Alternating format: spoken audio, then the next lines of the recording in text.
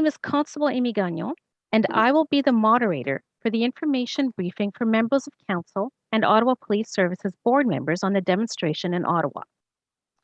Je suis l'agente Amy Gagnon et je serai la modératrice pour la séance d'information pour les membres du Conseil et de la Commission de services policiers d'Ottawa sur la manifestation à Ottawa.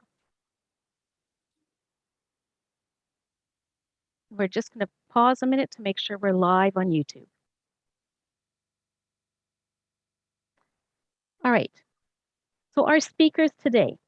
Aujourd'hui, nos interlocuteurs seront Mayor Jim Watson, le maire Jim Watson, Ottawa Police Service Board Chair Diane Deans, la présidente de la Commission de services policiers d'Ottawa, Diane Deans, Ottawa Police Service Chief Peter Slowly, le chef de police du service de police d'Ottawa, Peter Slowly.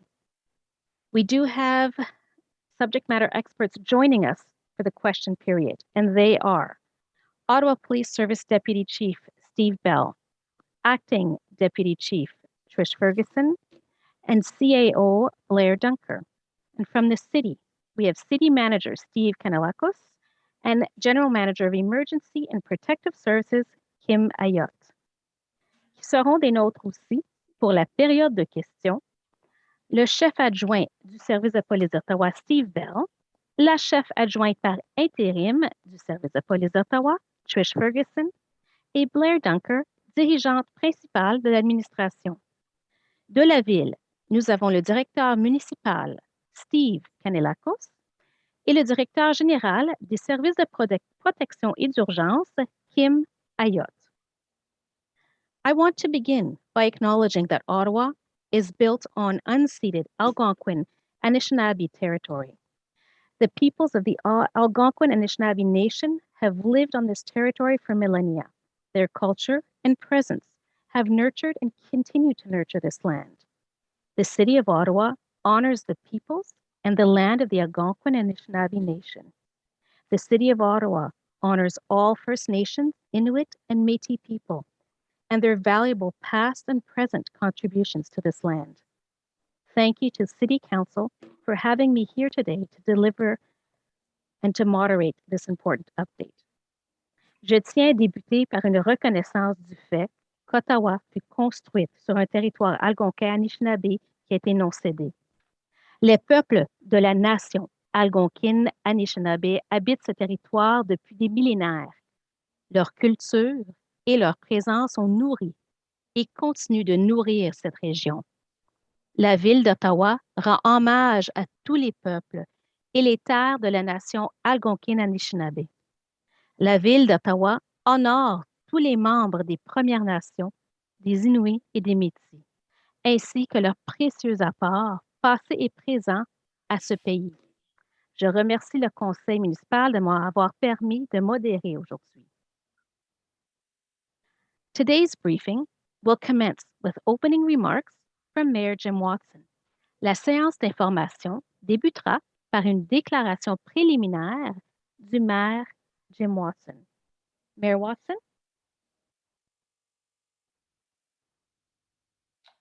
Great. Thank you very much. Merci beaucoup. And good afternoon, everyone. Good afternoon, colleagues.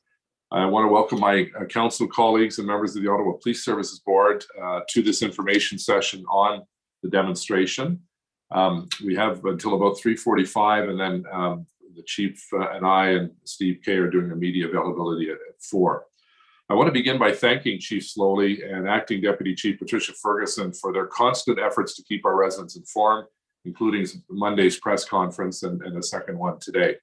More than 2,000 people tuned in to get answers to their most pressing questions and to better understand the police response to this complex and volatile situation. Merci à vous tous d'être ici aujourd'hui pour informer le Conseil municipal et nos résidents de la ville d'Ottawa. As I've said previously, these protests have been incredibly disruptive and difficult for our residents. It's time for the protesters to go back to their own communities. We've seen a decrease in the number of participants and trucks in the downtown core, but there's still a number of protesters who say they're here to stay. OPS is implementing their demobilization plan to reduce the protesters' footprint and further contain the disruptions, certainly a priority being residential neighborhoods. As was expressed during Monday's press conference, the priority continues to be the safety of our residents and ensuring that the situation does not escalate. Notre priorité demeure la sécurité de nos résidents et le maintien de la paix. As you know, residents are frustrated and fed up, and you are hearing lots from your residents through emails and tweets and videos, and some very, very frustrated, frightened, and angry residents. I just want to remind you and the members of the media and public who are watching this, the City Human Needs Task Force continues to work with 311 and 211 to support vulnerable residents who have been impacted by the demonstrations. In other words, some of them have felt hostage in their own home, not able to get food. And I know my office has helped a couple connect with good companions in the Meals on Wheels program. But residents can require social service assistance by calling 311 or emailing hntf@ottawa.ca. That address again is hntf@ottawa.ca, or call 311. Et en français, gtbh@ottawa.ca, gtbh@ottawa.ca. I've relayed our residents' frustrations to the Prime Minister during a very good conversation on Monday. He expressed his support to the community and assured us that RCMP would provide the resources necessary to help our OPS efforts on the front lines of this response. Chief Slowly will also provide additional details on his discussions with RCMP Commissioner Brenda Lucky. I also have spoken to Mona Fortier, the President of the Treasury Board, and Député pour Ottawa-Vanier to seek guidance on how we can help those people who have lost their job or lost hours as a result of not being able to open their store. As you know, it's traditionally in a lockdown area. We're technically out of the lockdown, but we're in another type of a lockdown. So she's looking into that. I spoke to the provincial finance minister, Peter Bethentholoby, to get some information on those provincial programs to ensure that our residents, particularly in the affected areas, Byward Market, Lower Town, Vanier, Centertown, Golden Triangle, and the like, and Yasser Naqvi, who's the parliamentary assistant to the Minister of Public Safety. I want to commend Peter Slowly and the Ottawa Police Service for ensuring the safety of downtown residents and businesses and of the demonstrators themselves. There have been no deaths and no serious injuries, and that's something that we can't underestimate or overestimate or talk about. This is, people are being critical of the chief and the city. Well, it's not a victory. The victory is when you don't have people harmed or in fact killed. And I want to reiterate that the symbols and acts of hate witnessed over the last several years are disgusting and do not align with the values of our community. We stand with those who continue to be affected by these displays of anti-Semitism, racism, bigotry, homophobia, and hate, and we remain united in our condemnation of this intolerance. The truckers released a statement today that said in part, our message to the citizens of Ottawa is one of empathy. We understand your frustration, but those words ring hollow. So I do want to pass, I believe we're going to have Councillor Deans offer some comments, and then we are going to open it up for questions. So I'll hand it back to the moderator. Thank you. Thank you, Mayor. And yes, now we'll hear from Ottawa Police Service Board Chair, Diane Deans. Alors, nous allons maintenant entendre la présidente de la Commission des services policiers d'Ottawa, Diane Deans. Merci beaucoup. Bonjour, residents, collègues, et les employés. Good afternoon, residents, colleagues, and staff. I want to start by acknowledging today that we are meeting virtually on the unceded and unsurrendered territory of the Algonquin Anishinaabe Nation. Ces 6 jours ont été très longs pour notre ville. It has been a very long 6 days in the nation's capital. I want to start by addressing the residents of Ottawa who have endured these demonstrations for nearly a week. I want you to know that I understand your frustration and your anger.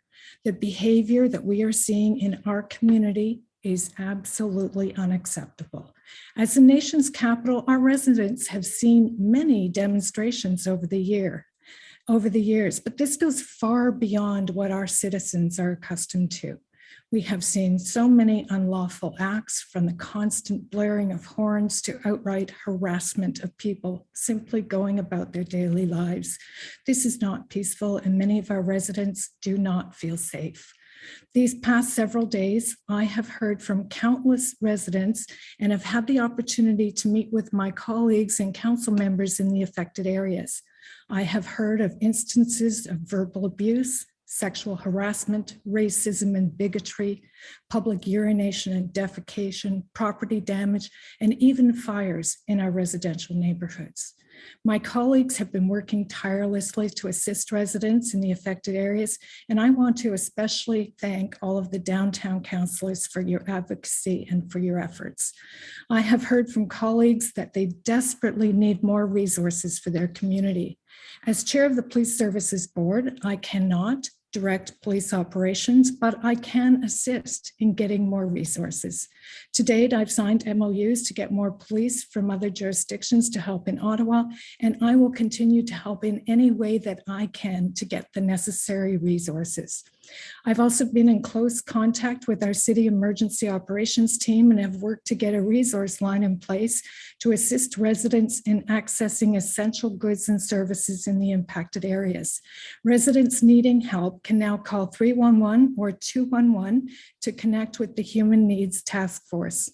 No one should go without food, supplies, medication, or other assistance they need as a result of these protests. So now I want to set out my expectations for what and I think all Ottawa residents need to hear from this briefing this afternoon. We want to hear the current status of what is happening on the ground in Ottawa today. We want to know how many protesters remain in the capital and what the options are to restore calm. We want to hear that our laws and bylaws will once again be enforced by Ottawa Police and bylaw services.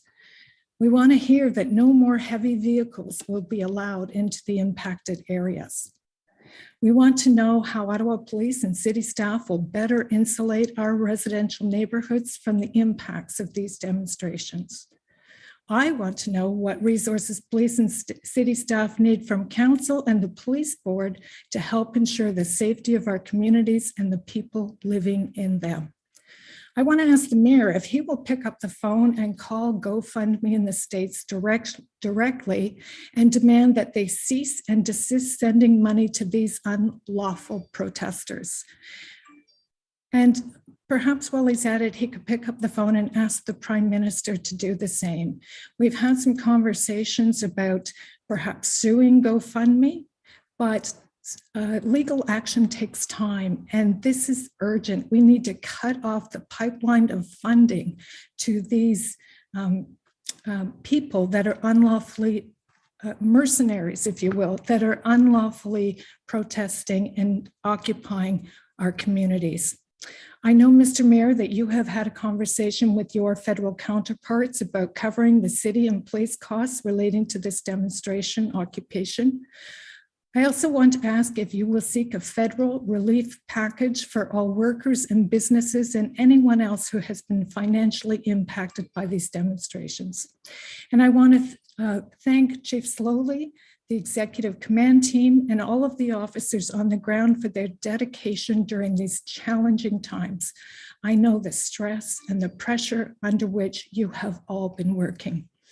I also want to thank Steve Kanawakis, the senior leadership team, and all of the city staff for their work and efforts to manage this very difficult situation. And I want to assure Ottawa residents that I will continue to work hard to get the resources we need to return our city to the peaceful and welcoming home we all know it to be. Finally, I want to say that I am sorry for the living hell that you are enduring. We live in the nation's capital, home of our democracy. We expect protests and demonstrations, but we don't expect this. Merci beaucoup. Thank you very much, Miigwech. Thank you, Chair Dean. We will now have Chief Slowly who will speak, and then we're going to take a few moments. We have a presentation to load. Alors, le chef Peter Slowly va maintenant nous adresser. Ensuite, on va prendre quelques moments afin de préparer la présentation. Chief Slowly. Thank you very much. Mayor Watson, Chair Gaines, members of the Police Services Board and Ottawa Council. Appreciate the opportunity here to provide information to you.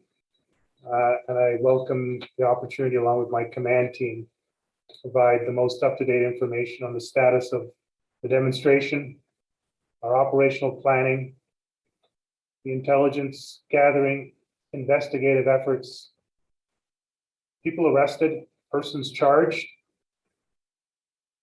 plans to address substantially the public safety risks associated to the demonstration. I first, however, want to speak to the residents of Ottawa, especially those people who live or work or need to transit through the downtown core closest to where the major elements of the demonstration have been taking place over the last week. I spent the last week myself visiting the officers, talking to the residents, meeting with the business leaders. That includes, even today, a full session with the BIA in the market area of the city. This demonstration has been intolerable, unprecedented. The range of illegal, dangerous, and unacceptable activities is beyond the ability to list in the time that we have here today, and it has had an immeasurable impact on your lives, your families' lives, the business livelihood of the city. Residents have been the victims of intense noise, threatening behavior,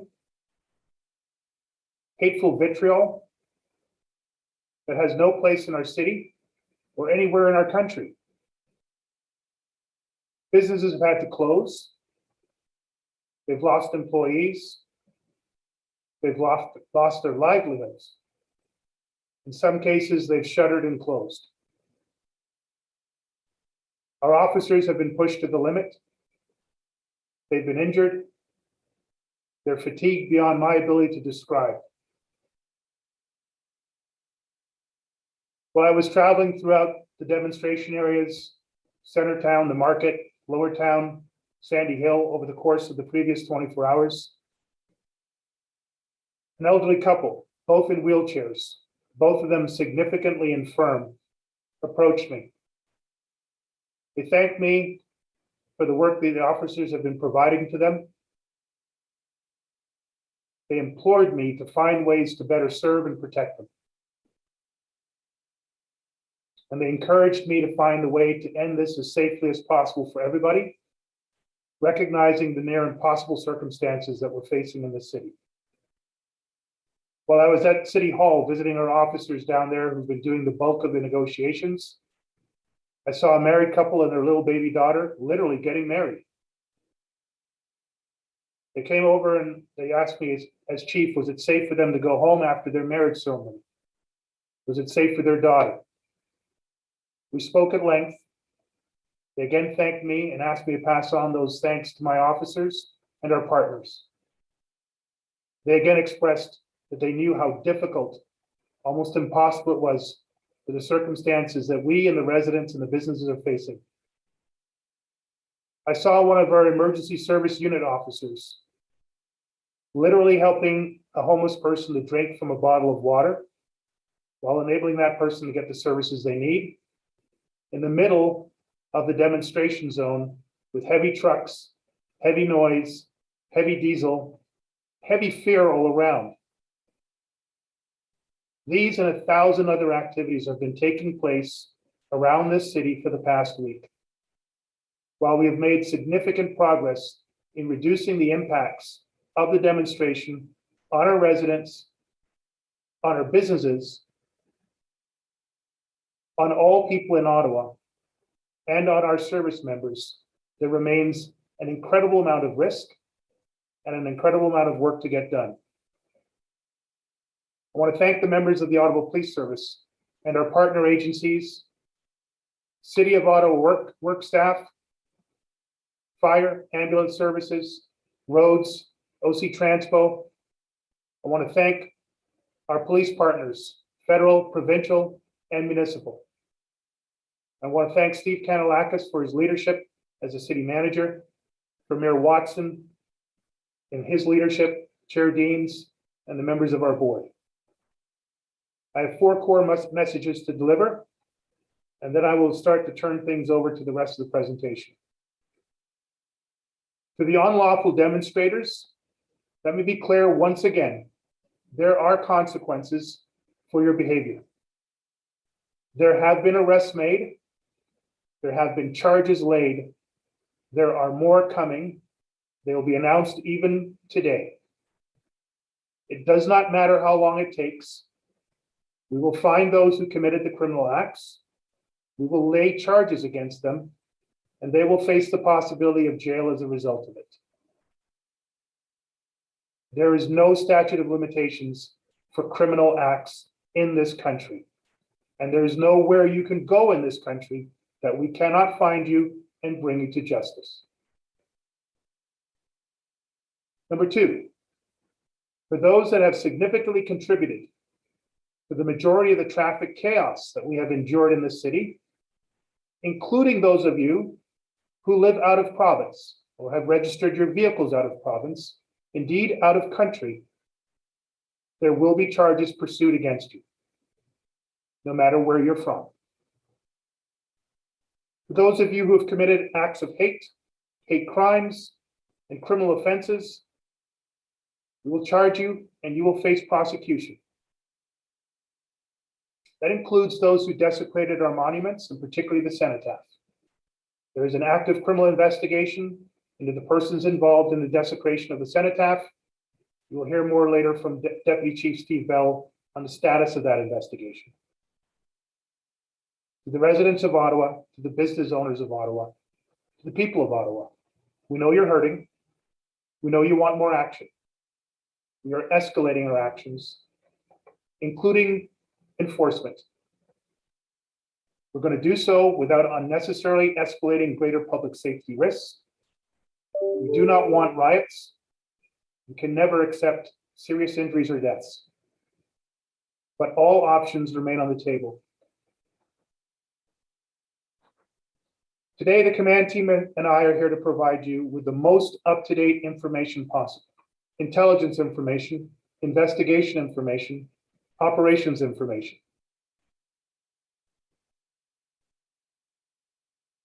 We're going to let you know as clearly as we can, with the appropriate context, the full nature of the threats, the risks, the unlawful conduct, the volatile elements that this disruptive demonstration has had and continues to have. As the chair and the mayor mentioned, this is a unique and unprecedented demonstration, one that is extremely well funded and one that comes with extensive public safety risks. This demonstration is local. It affects us here in the nation's capital. It affects Ottawa residents, Ottawa business owners, but it is provincial. It is national, and it is increasingly international. We have individuals who've come from every part of Canada here to Ottawa. Indeed, we have Ottawa residents participating in the demonstrations. We are now aware of a significant element from the United States that have been involved in the funding, the organizing, and the demonstrating. They have converged in our city, and there are plans for more to come. It's putting our city and our residents, our partners, and our officers at great risk. We are doing our very best to manage this risk.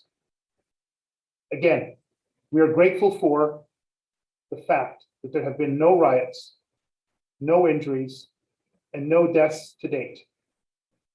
We cannot rest on any laurels. There is no reason to celebrate in there. Those are just facts. But there have been a lot of trauma and a lot of troubles foisted on this city. We are arresting, we are charging, we are investigating all bad actors, all criminals. Enforcement will continue. All options are on the table.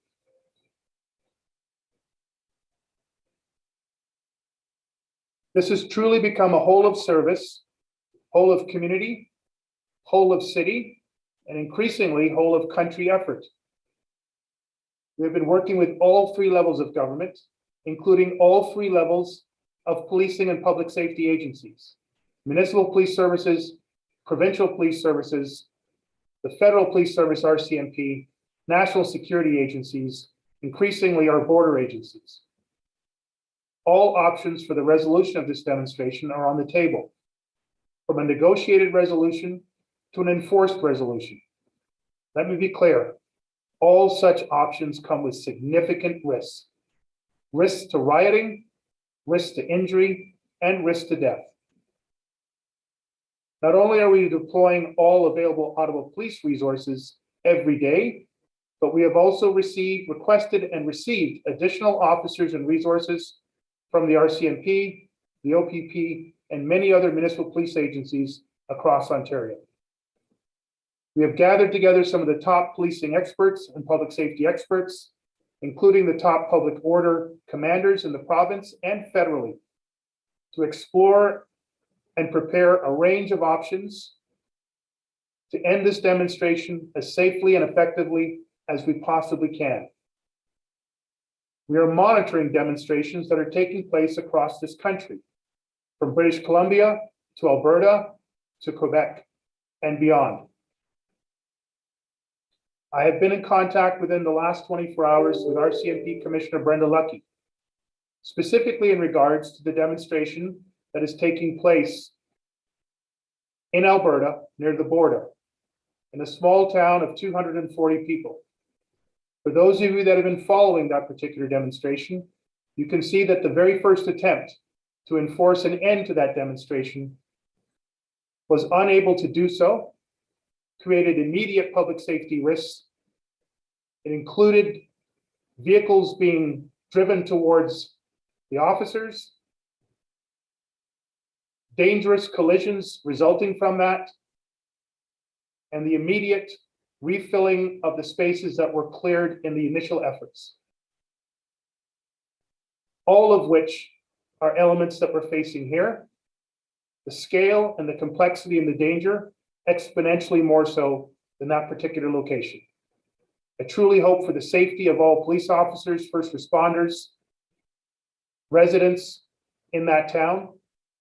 They're faced with an extremely difficult and dangerous situation there.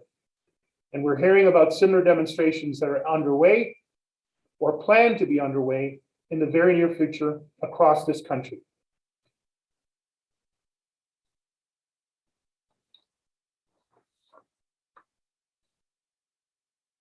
Shortly, Deputy Chief Ferguson will lay out the current situation, explain our resourcing, and our approach as we move forward.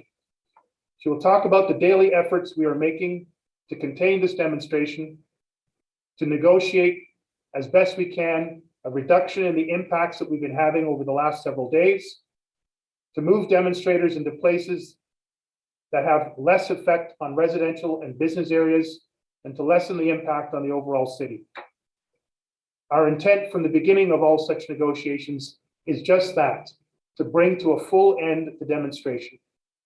Again, I stress, we have very little ability to negotiate with all aspects of the demonstration. There are multiple stakeholders and players and organizations involved in this, many of whom have no intent, despite our best efforts, to engage in any form of communication, coordination, never mind negotiation. Deputy Chief Ferguson will explain our efforts to redeploy officers away from the core demonstration into the market, Lower Town, Sandy Hill, Centertown, and other affected areas. Neighborhood resource team officers, crime prevention officers, community safety officers, our public order officers, to provide as much visibility, service, and safety, coordination, and cooperation with the local residents and businesses. That started yesterday, it has escalated overnight into today, and will continue to do so until and if we need those resources to rejoin the core of the demonstration. Deputy Chief Bell will describe the multiple arrests that have already taken place, the ongoing intelligence gathering and threat assessments, the ongoing investigations, including the investigation into the criminal activity at the National War Memorial. Multiple investigations have been launched. but we know that there are more reports of criminality that have not come to us. You will hear again and again in this presentation the need for residents and business owners who've been victimized by hate or by crime to report these to our hotlines. That information will be presented very shortly. Our Chief Administration Officer, Blair Dunker, will lay out the financial impacts to date, the costs of these demonstrations on the police service. I cannot imagine the full costs on the lives of our residents, the business owners, and the overall city of Ottawa. I said this week, and I said last week, all options for resolution are on the table. We are continually looking at our options and developing scenarios to end this demonstration as safely as possible, while charging and holding those who committed crimes to account. The more this demonstration continues, the more the risk to public safety increases. Every option is on the table to resolve this demonstration. That said, there may not be a policing solution to this demonstration. I will now turn things over to Acting Deputy Chief Ferguson to provide a more in-depth overview of the current operations.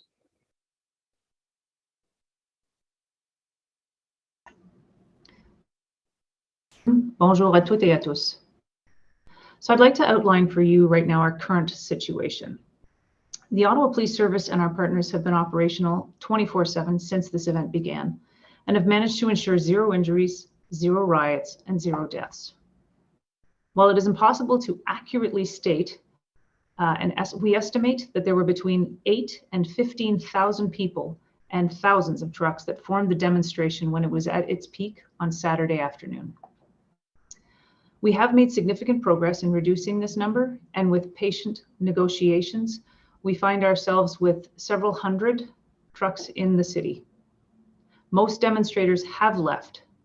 What remains is a highly determined and highly volatile group of unlawful individuals.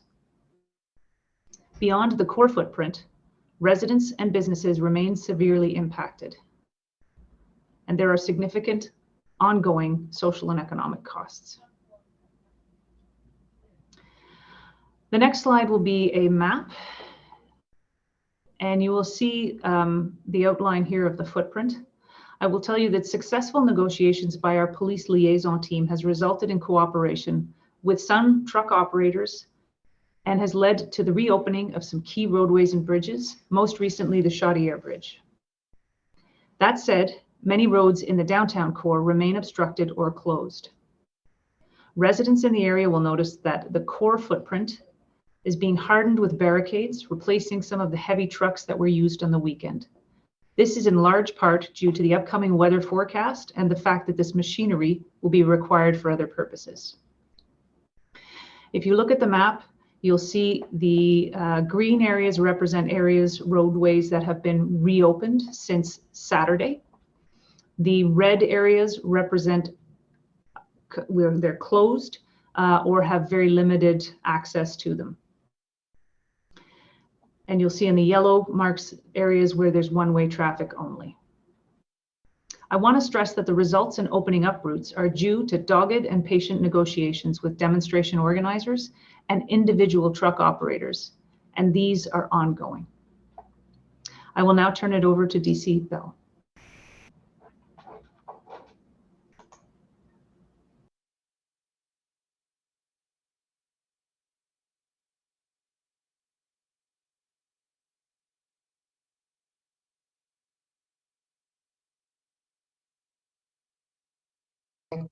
My apologies, I believe I was on mute.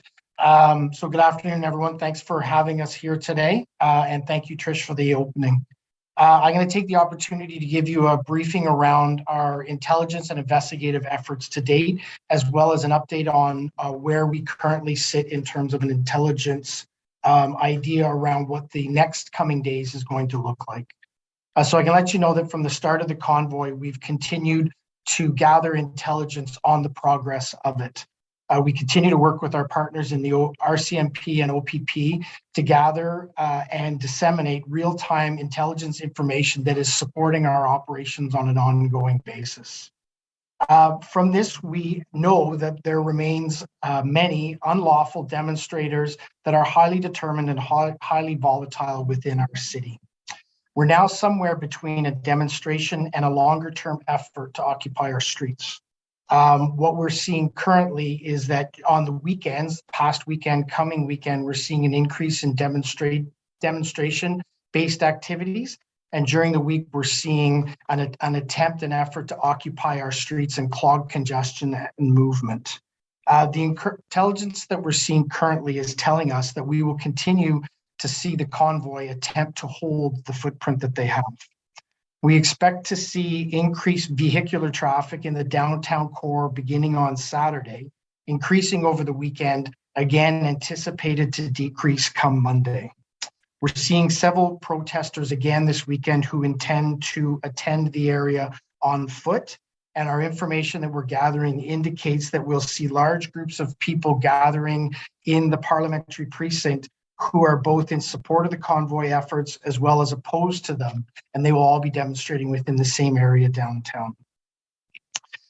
We anticipate that these unlawful demonstrations of people on our streets will again occur right through the weekend. These demonstrations present a serious and ongoing risk to public safety that we continue to evaluate and manage on an ongoing basis. Many of the organizers and people present have stated a purpose to incite violence and spread hatred, and our officers are doing everything they can in their power to stop that from happening. Every enforcement effort that we are taking, and they are considerable, has to be weighed against the risk to incite violence. We will continue to gather, disseminate, and evaluate the intelligence to assist in our operational planning, and we will monitor it and continually provide updates on the picture that we're seeing. As we've said from the beginning, if we can go to the next slide, please. As we said from the beginning, any unlawful and illegal activity will not be tolerated in our city. We're leveraging all means that we have to gather information and intelligence to assess the ongoing risk and identify quickly criminal activity. Today, I can report to you that 3 men have been charged with criminal offenses to date, 1 with uttering threats, 1 with carrying a weapon to a public meeting, and 1 with mischief under $5,000. All of those charges have been processed and are before the courts. We continue to have 25 active investigations that we conduct investigations into, including the desecration of the War Memorial and the incidents at the Shepherds of Good Hope. We continue to receive dozens of pieces of information through the 2 hotlines that we've set up, and they continue to be investigated by our hate crimes unit. If there is a hate crime to report, please do report it to our hate crimes hotline. And if there is a criminal incident to report, please report it to our criminal hotline at extension 7300. I can't overemphasize the focus that we're placing on our criminal investigations. Our entire criminal investigations chain of command has been focused towards this effort. We continually and on an ongoing basis are conferring with our Crown attorneys who have provided amazing support to us to assist in culminating investigations and laying charges, and we will continue to do that work. We want to continue to utilize investigators and evidence gatherings teams to pursue charges against anyone who is committing an illegal act within our city. The intelligence networks that we've been utilizing also have given us strong insights into the reigning bad actors that we're continuing to deal with in our city. As I indicated, we can go to the next slide, please. As I indicated before, we've placed a focus on reporting over the last number of days. Ottawa Police Service is very fortunate to have some of the best investigators, including hate crimes investigators in the country. We know the impact that this is having and continues to have on our community. We want you to know that we are here for you to receive your reports, to protect your interests, and to look to prosecute anyone involved in criminal activity. We need people to report. You have 2 numbers here that are identified as numbers that you can call to expedite reporting. And if there's a crime in progress, you can call 911. It is exceptionally important that our residents who have witnessed or been a victim of any illegal activity, any illegal behavior, whether big or small, report it to the police. We've set up formal and informal channels in order to be able to receive this information, and we can't implore on our community enough. There is no incident too small to report to us. We have the teams, we have the investigators, and we have the people set up to conduct these investigations. We'll continue to push our message out around reporting and ask that anyone who knows of somebody who has experienced challenging or criminal activity during this protest to please encourage them to report it to the Ottawa Police Service. I'll now turn it over to Deputy Chief Ferguson to provide an overview of our enforcement efforts. Thank you, Steve. I'd like to start by acknowledging the immense cooperation and help that we've had from our law enforcement and intelligence partners. They've been generous with their time, expertise, and personnel. The crest depicted on this slide lets you know that Ottawa residents have support from across the province and indeed the country. Ottawa residents have endured nearly a week of disruptions and unlawful and sometimes downright despicable human behavior. They are rightfully fed up, and we hear you. We've been deploying hundreds of officers daily with significant contributions from our policing partners. We are now in what I would describe as a period of stabilization. We have adequate resourcing in place in the immediate area adjacent to Parliament Hill. And we have now freed up officers over the last 24 hours to deploy into impacted neighborhood areas. As of last night, our officers have begun stricter enforcement outside of the immediate demonstration vicinity. Officers and bylaw officers are now actively addressing traffic and noise violations, as well as any reported incidents in impacted neighborhoods. Our community officers have been involved in daily contact with BIAs and residents. And with information from a local councillor, 2 of them were made aware of a truck that was idling outside a childcare center on King Edward, and that truckers' actions were preventing the kids from being able to go outside. A conversation with our officers put an end to that behavior. There have literally been hundreds of those types of interactions that our officers have been engaging in over the last 6 days, and we intend to continue with this approach. It's a measured approach, and it's representative of the rapidly evolving and volatile situation. Heavier focus on addressing driving violations are now taking place in the downtown core, and our traffic officers who were tied up with the demonstration are now back addressing those issues. Next slide, please.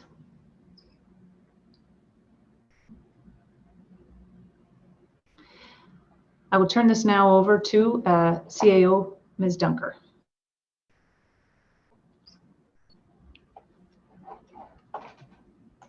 Hi. So we are tracking costs related to enforcement and the management of the ongoing demonstrations. Our costs are currently coming in at approximately $800,000 per day, and that's in direct costs, and those costs are growing as we record and tabulate them and receive invoices. This is in addition, obviously, to the many things that have been spoken about the economic and the social impacts related to the unlawful demonstrations. So to date, we have well over 3 million in tabulated costs and growing.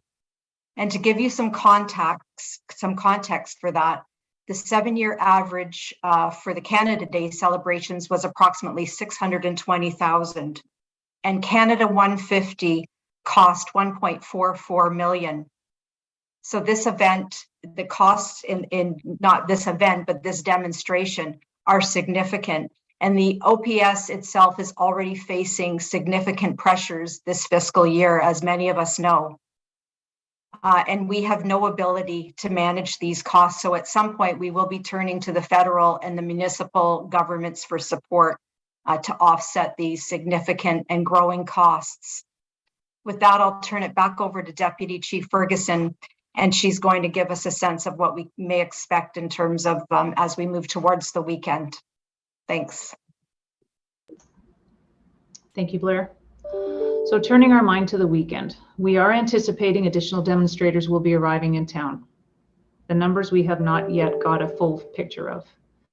We will have the resources necessary to respond. And as Deputy Bell spoke of, investigators and evidence gathering teams will be in place to find and charge illegal behavior. We expect the weather may be difficult, but our goal is to keep everyone safe. And finally, I'd like to speak to some of the mis and disinformation currently out on social media. The police have not and will not provide material to support the demonstrators. This community has demanded their police service be professional and measured in everything we do.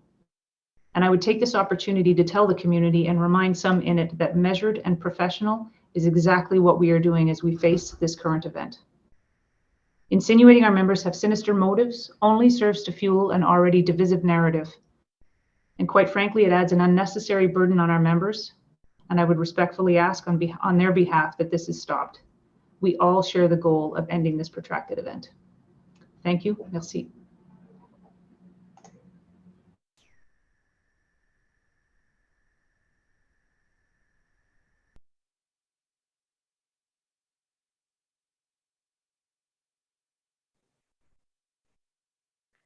Thank you. We will now be going to the question period.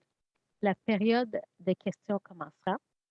So I will be inviting councillors and board members who have questions to ask one question. We want to be able to give everyone an opportunity to speak. If there is time, we will address follow-up questions. Alors, je vais inviter les conseillers et les membres de la commission à poser une question afin de donner à chacun l'occasion de prendre la parole.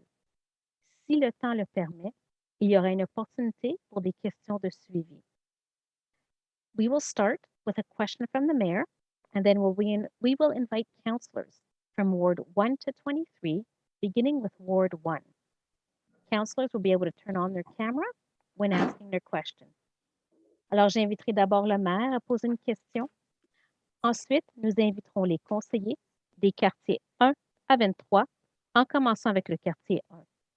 Les conseillers pourront ouvrir leur caméra lorsqu'ils posent une question, s'ils le désirent. So we begin. Mayor Watson, do you have a question? I'll pass to allow more time for my colleagues. Thank you. Okay, thank you, sir. So we'll start with Ward 1.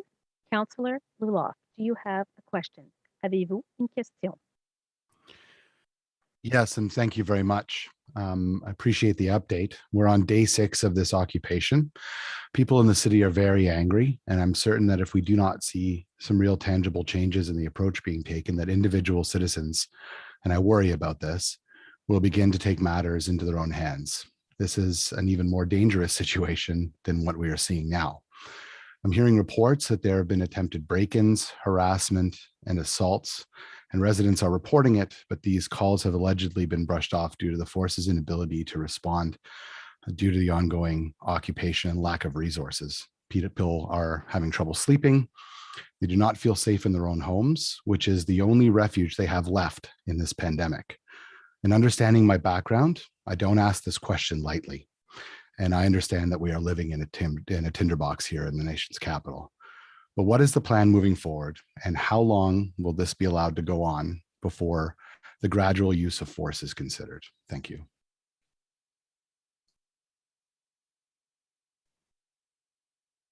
Councillor, thank you very much. I'll invite Deputy Chief Bell to respond to the specific questions about reporting, levels of reporting that we've received so far and responses to it. Let me first of all just remind the Mayor and Council and the board, we are not waiting to consider the use of enforcement. We have been enforcing. You've just heard a briefing. We have made a number of arrests. We are laying charges. That has been ongoing and will continue in the weeks and months and potentially years after this event is over. We are not waiting to start planning around the use of enforcement to remove some or all portions of the demonstration. Those plans were underway when we realized that that large demonstration was in fact moving across the country, coming towards Ontario, in Ontario, and now in the city. The plan to use all options remains on the table from the first day as it will to the last day. I will ask Deputy Chief Bell now to speak very specifically around the number of criminal complaints we've received, the process that is used once a complaint is made. And again, I urge all residents to actually report those incidents to the police, reporting them on Twitter, talking about it to your councillor does not allow us to commence a criminal investigation. Deputy Bell? Thank you, Chief, and thank you, Councillor Law, for your question. So I'm gonna start it where the chief ended off. We have to have people, or we're actually imploring our community to report incidents that they're being engaged in. We've received 25 reports of criminal activity to date that we have investigators following up on and investigating. We have a dedicated team of investigators to look at our criminal matters, and we have a dedicated team of investigators to look at all of our hate crime issues. So reporting is key to us. In relation to us not responding or taking calls, I've received no information of that to date, but if you do have specific issues that you can provide to us, we'll make sure to take the complaint as well as rectify any of those reporting streams. We're working really hard with our members to identify streams and ways to get information into our organization and then into the hands of our investigators so they can immediately start the investigations into these matters. So again, it is exceptionally important. We need people to report incidents. We know how challenging this has been for our community and how much our community hurts around it. We are here to enforce the laws, but when complaints are made, we will conduct a criminal investigation.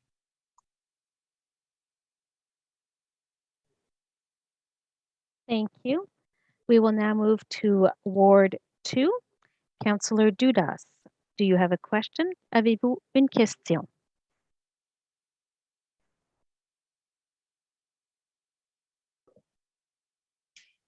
Thank you for this briefing and for this opportunity to ask questions on behalf of my residents and many of the residents across the city.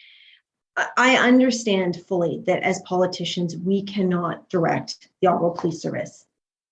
However, I need you to clearly understand that from one corner of the city to the other, the sentiment is unanimous that this occupation of our city needs to end.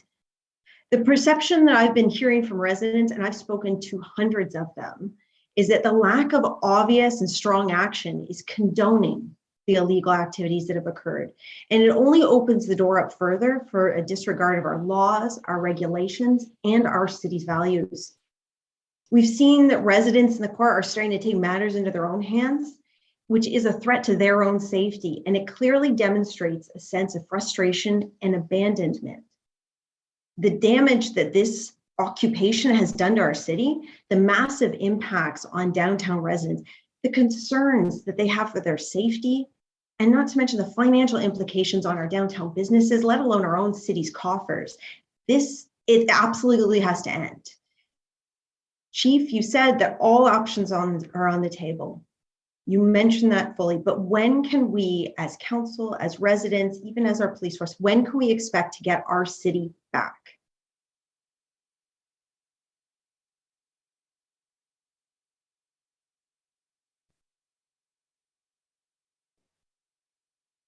Thank you, Councillor. I share your frustrations as you've shared them from your constituents. Let me be clear.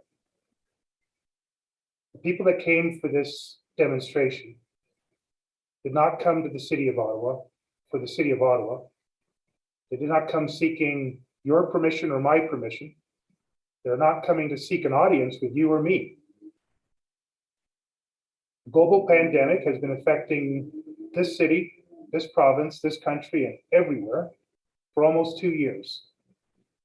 There are people from across this country, and as we're now understanding, other countries who've come here to express some form of frustration with all forms of government activity in regards to the pandemic, and quite frankly, in regards to just about anything else that government does at municipal, provincial, and federal levels.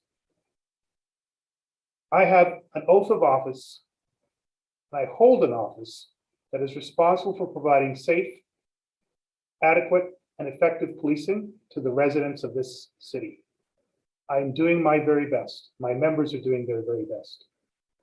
In every interaction, whether in a demonstration or outside of one, our actions have to be lawful, they have to be proportionate to the risk, and they really should not create even more risk having done so. This council, our board, have been very clear around the need to act lawfully, ethically, and in proportionate to the risks that we're facing. The law requires the same thing. In my comments when I started, I was clear as you've been clear. The longer this goes on, the more risks there are associated to it. This is not just a local Ottawa demonstration. There are similar demonstrations taking place in many other parts of this country, indeed many other parts around this continent and the world. What happens here affects there. What happens there affects here. We have seen in the last 24 hours attempts by other police in other jurisdictions to do just what you have suggested. They were not effective, and they created additional safety issues, potential life-threatening safety issues. I have great compassion for those that have been significantly affected, if not traumatized, and we know criminally victimized. We will do everything we can to hold those who've done that to account. We'll continue arresting and charging people as we have been. But any action taken without understanding the totality of the context, the totality of the risk, would be irresponsible. We're trying to be responsible, lawful, ethical, and measured. My last comment when I wrapped up, I'll share again now. The longer this goes on, the more I'm convinced there may not be a police solution to this demonstration. There are police chiefs, commissioners across this country that are dealing with demonstrations that are starting, underway, and significantly advanced. This is a national issue, not an Ottawa issue. As the Ottawa Police Chief, I will continue to do, my members will continue to do their very best to keep this city as safe as possible in these unique and unprecedented circumstances.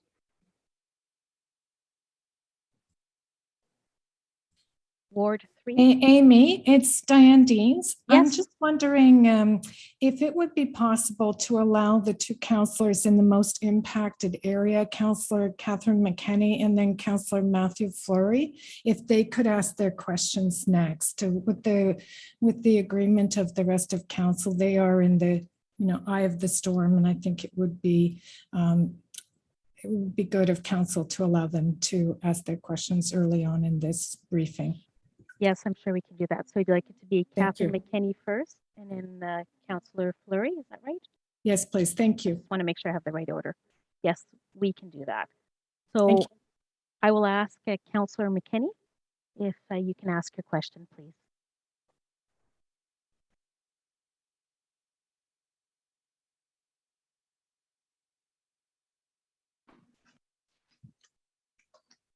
Thank you. Can you hear me?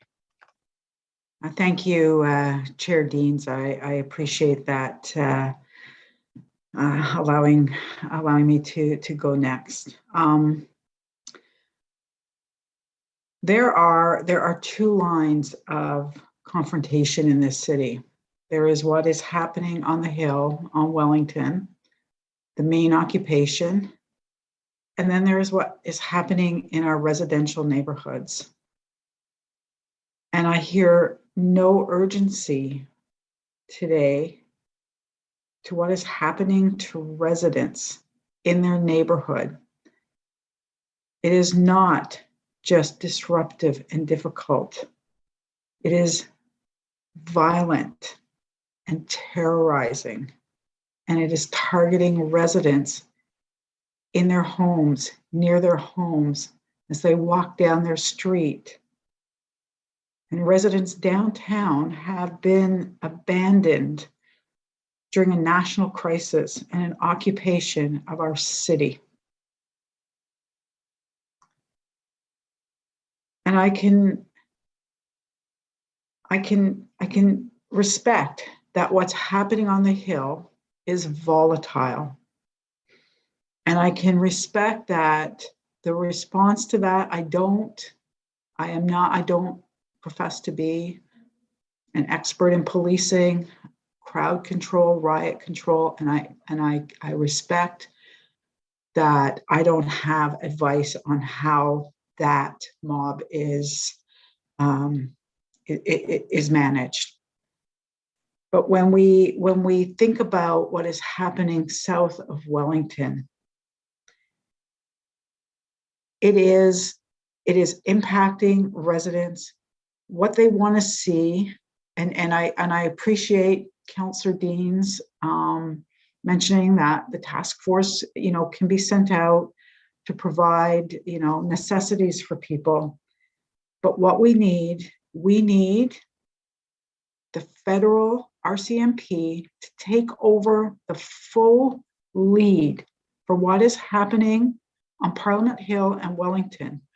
You can request that. The mayor, chief of police, you can request it, and I beg you to request it.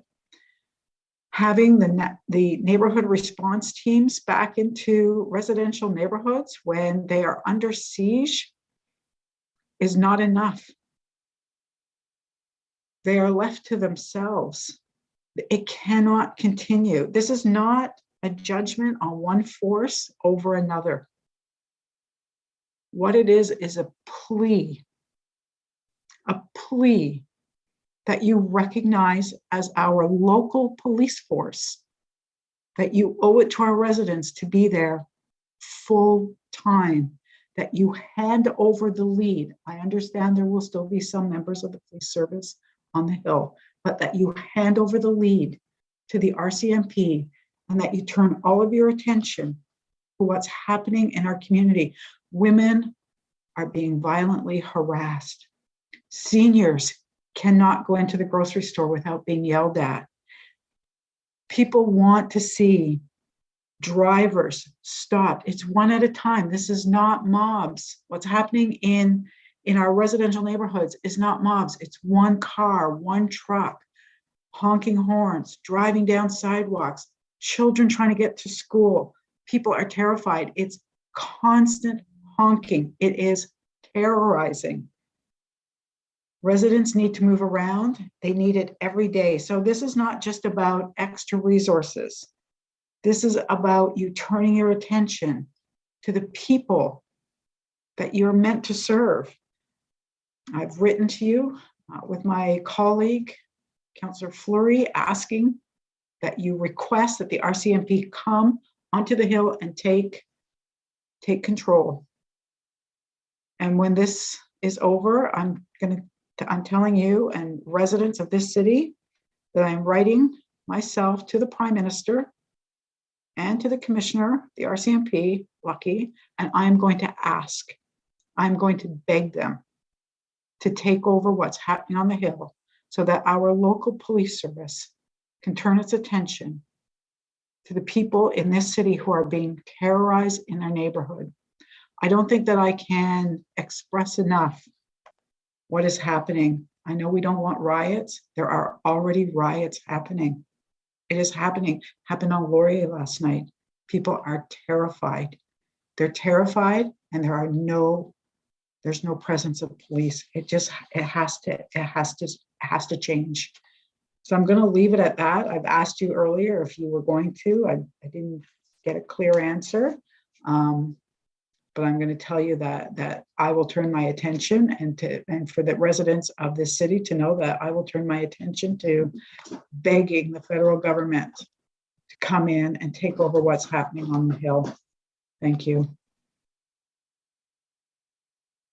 Thank you very much, Councillor. And as we discussed on the call earlier on with the BIA, it's too bad that we didn't have a chance to speak yesterday when I reached out to you. I suspect you're incredibly busy looking after your constituents, and I know that's your priority. I didn't get a message from you. It must have been a mistake. But I'm not saying you didn't, but I just certainly did not ignore you, Chief. No, I certainly suspect it was a mistake, but it wasn't from a lack of attempt on my part to engage you on these very, very topical issues. And as you have been briefed by me, I think this will be the third time this week, and we've had a chance to get in depth. So I appreciate the lines of communication are very strong and very open, and that we've had many conversations over the last week and will continue to do so, no doubt. So thank you, Councillor. I'm going to very shortly ask Acting Deputy Chief Ferguson to provide a much deeper briefing than she was able to in the initial part around what we have done in the last 24 hours, what activities have been taking place, and what will continue to happen over the next several days depending on whether or not we get back into a large-scale demonstration. As I've said to you and others on this call, I'm in daily contact with Commissioner Brenda Lucky. We actually just sent the latest staffing request over to her, and I've just heard back. That staffing request includes the provision of public order units, additional public order units, on top of what she's been able to generously provide already: investigators, intelligence analysts, supervisors, traffic control officers. I think you know, Councillor, that the RCMP, although in the tens of thousands, has policing jurisdictions for the National Capital Region, for several provinces, contract policing, northern remote territorial policing, international policing, peacekeeping, and force protection for embassies around the world. They are probably more underfunded than the Ottawa Police Services, and they are probably extremely overstretched. They have been very generous, but they do not have unlimited resources. They are also not the police of jurisdiction here. And we have invited them, and they have accepted an invitation to be part of our incident command program. They're part of our constellation of public sector, national security, private sector agencies that form Intersect, and they have been involved in the planning, the intelligence, and the operations from the very beginning, and they will continue to do so. What you're talking about is transitioning the lead role from the Ottawa Police to the RCMP. That's not jurisdictionally possible. What we want to focus on, and what we are focusing on, and what we have been focusing on, is increasing the amount of resources you can move from the demonstration into the immediately affected areas, which obviously includes your constituent area. And I'll turn things over to Deputy Chief Ferguson to continue on with providing additional information as to what we're doing. Thank you. Thank you, Chief, and thank you, Councillor. Your constituents are lucky to have you, and you make a very impassioned and very wonderful case on their behalf. I'd like to try and explain what we have been attempting to do. And I'll start by saying our very stretched resources are now being asked to stretch a little bit more. Our members have been working 24/7, and it's only really in large part in the last couple of days due to help from outside agencies that we've been able to now turn our mind to what you're asking us to do and what is expected of us. And we know that it hurts our members to not be able to address all of the things that they signed up, each and every one of them, to do in this city, was to serve people, and especially our most vulnerable. So I can tell you that the NRT teams, we have taken them now from quick response teams addressing issues in the footprint of the demonstration to now spreading out into your ward, Councillor Fleury's ward, Councillor Menard's ward, to address some of the folks who are most impacted by this. And we're prioritizing as we go with things like our vulnerable community residents, our homeless shelters, those places where we know that we are needed most. Our goal is going to be to reduce the perception of disorder and the actual activities that lead to disorder in neighborhoods. We are going to be looking to promote community safety and well-being, preventing crime and disorder, protecting our vulnerable, creating a flow of vital intelligence on a range of issues relating to the protest. We'll be speaking to people, gathering whatever information they are able to share, and looking to reduce crime and victimization on a large scale. We will be highly visible with a focus on customer service, problem solving, and ensuring that our members will continue to provide the duty of care that they already do to this community in the way that they want to. What I will say, though, is if we don't hear from residents, we don't know what's going on. And it has already been addressed by a number of the speakers, but mentioning it to, I spoke about the truck on King Edward. That was because the councillor shared that with the local community police officer. There are easier ways to report. People can call, all of our numbers. They can report online if they're concerned, but we need to hear from you for us to be able to do things. And we are now in a position where we are able to and willing and going to get our boots on the ground in the areas that you need us in. So I appreciate the question and the very difficult and traumatizing situation some of our residents have been living through. And so we will be doing our very best now to address that as much as we can. And we're thankful for all the help that we've got, especially with our city partners who have also been helping, because some of these are issues that they can help with as well. Thank you. I'll now ask Councillor Fleury from Ward 12 to ask your question.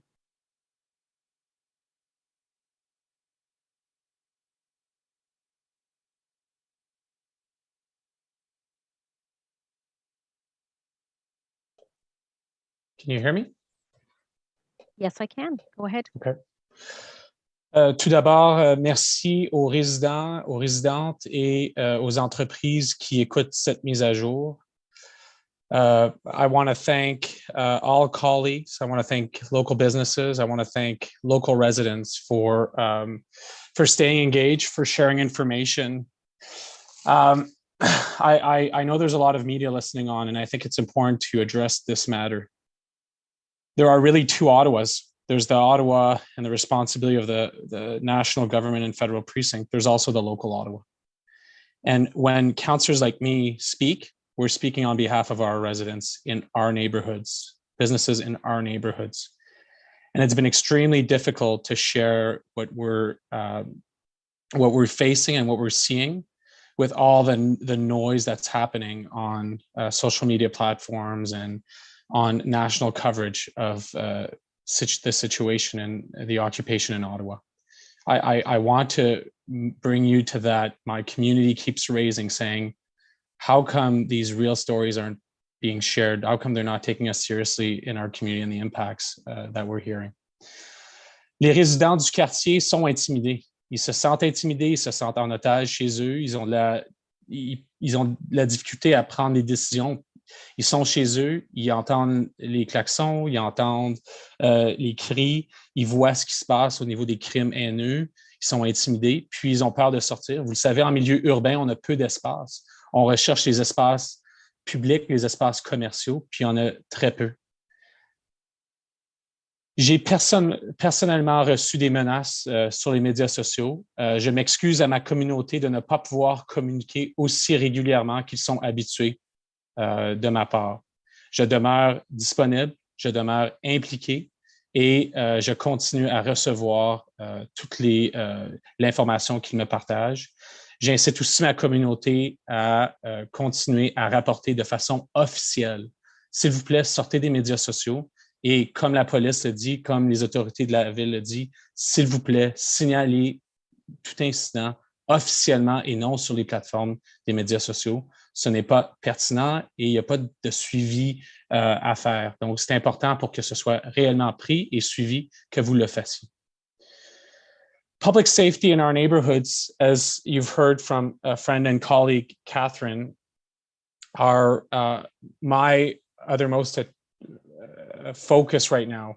We're hearing residents wanting to take the bus and issues of safety going to the bus. We're hearing kitchen staffs leaving their work and being harassed to take the LRT at Rideau.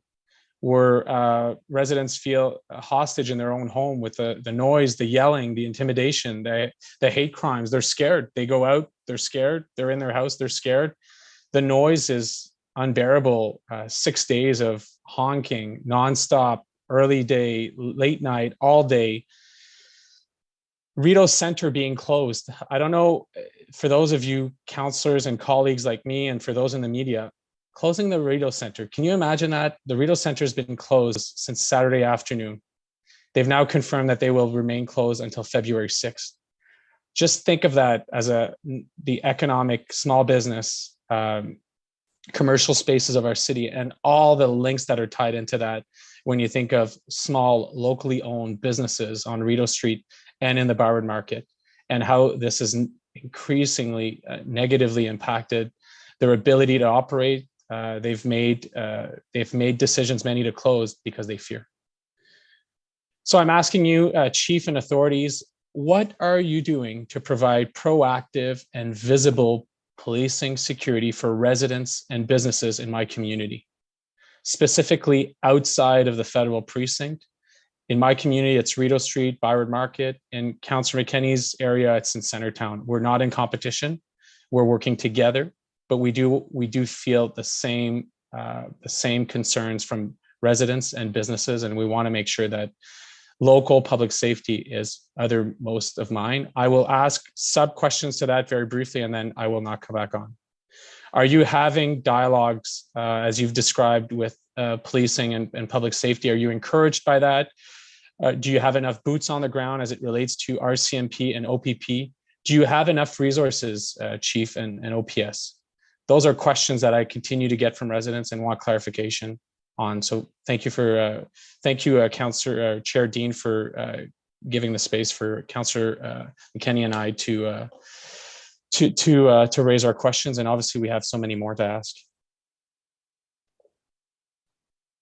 Thank you, Councillor. Again, echo previous comments. You're speaking eloquently and passionately about the needs and frustrations and victimization of your constituents, including the business group. And I appreciate the opportunity to meet with yourself, the mayor, Councillor McKenney, and the BIAs down in the market area for an hour this morning, discussing the range of issues. And again, great expressions from leaders or business leaders, small and medium-sized employers, and people who've lived in this city all their lives, including one business owner whose father was a member of the Ottawa Police Service for over 30 years. A great deal of understanding and compassion about what we're all facing here, and our mutual commitment to get to a better place as quickly and as safely as possible.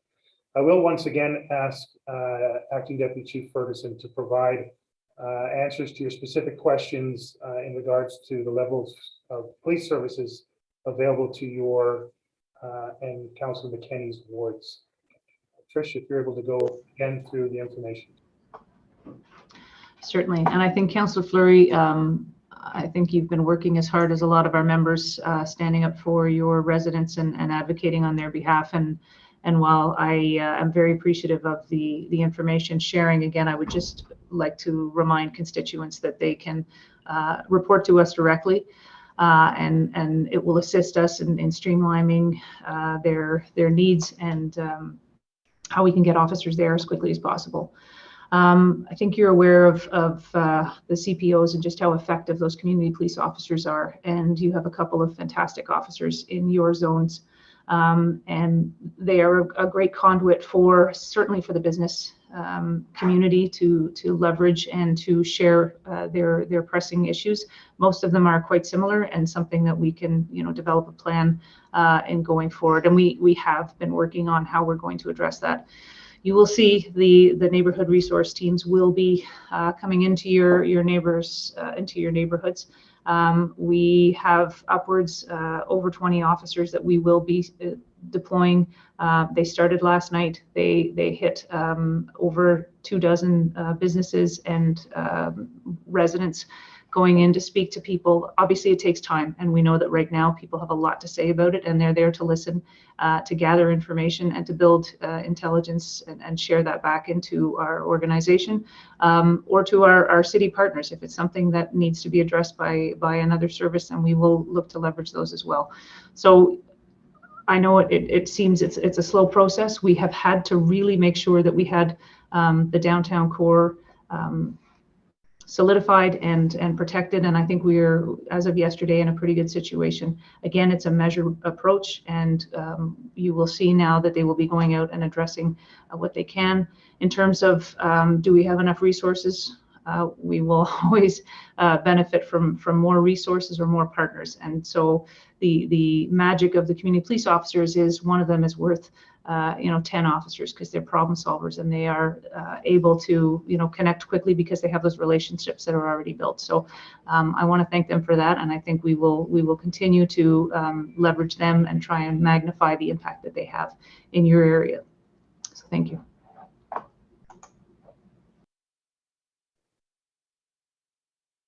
Chair Deans, we do have a hard stop at 3:45. So I'm wondering if you could give us some direction as to what other councillors would deem important to ask a question.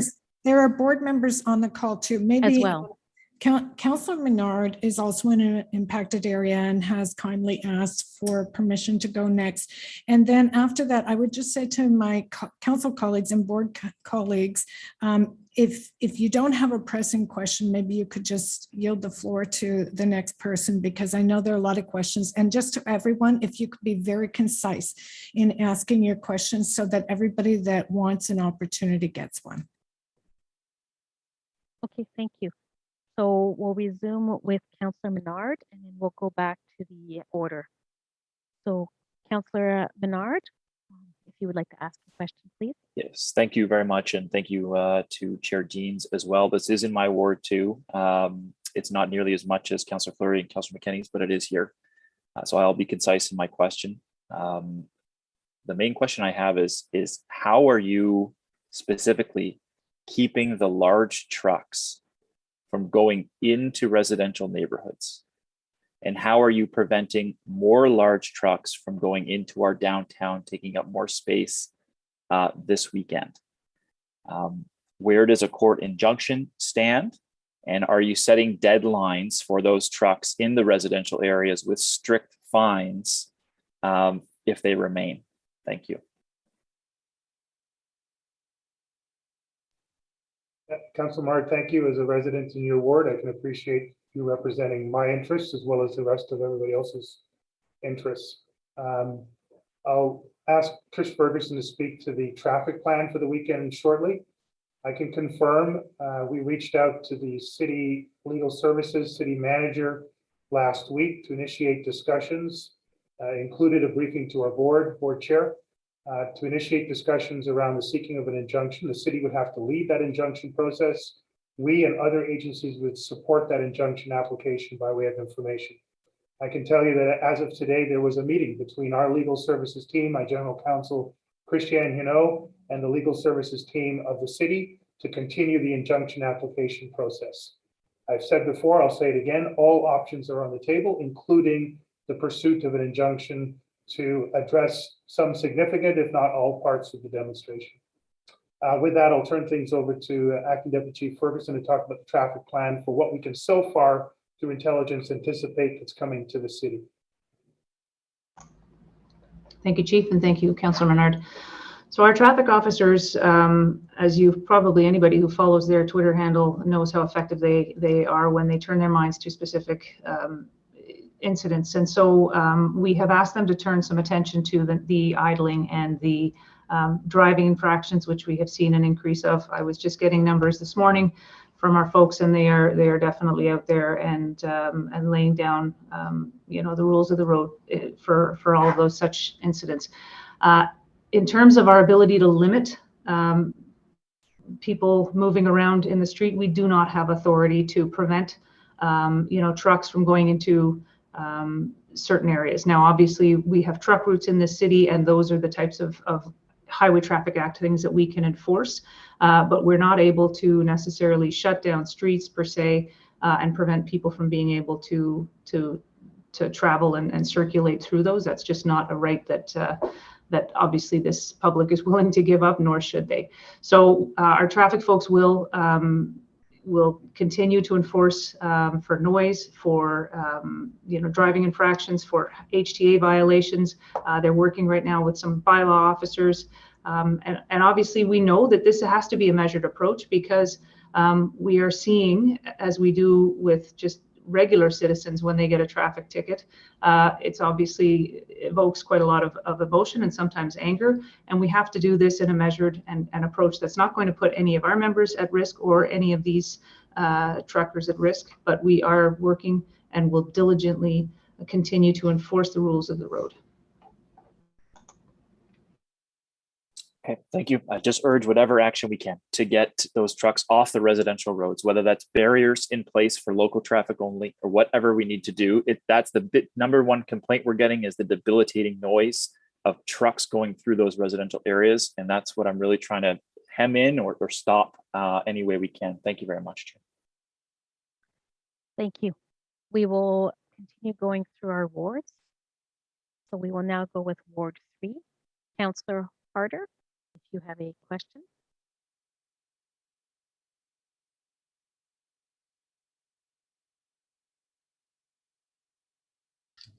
Sorry, it takes a while for you to get allowed back in. Often, this council does not speak with one voice. Today we do. And together we are united in expressing our solidarity to condemn these actions. And I have a question for you. Chief, you said that that this weekend, your intelligence tells you this weekend, that the more trucks are coming into town, they'll be added to the convoy, there'll be a different perhaps action on the Hill. My question to you is, because you saying that leads me to believe, and I'm sure others, that there's no action to stop what's happening now before the weekend. And that is very frightening. And my question is, why are you not looking at stopping this new traffic coming into our city? Why are you not looking at putting barriers up at the Antrim truck stop, at the Highway 7, on the 416, on Highway 31 and the 417? Why are you not doing that? Why not stop them that way? And why not give the people who are most affected in our city hope that the days of the tyranny put upon them will be coming to an end? Thank you.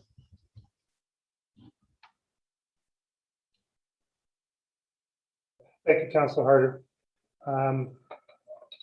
I think you've heard me on different occasions, certainly even before I came here as chief.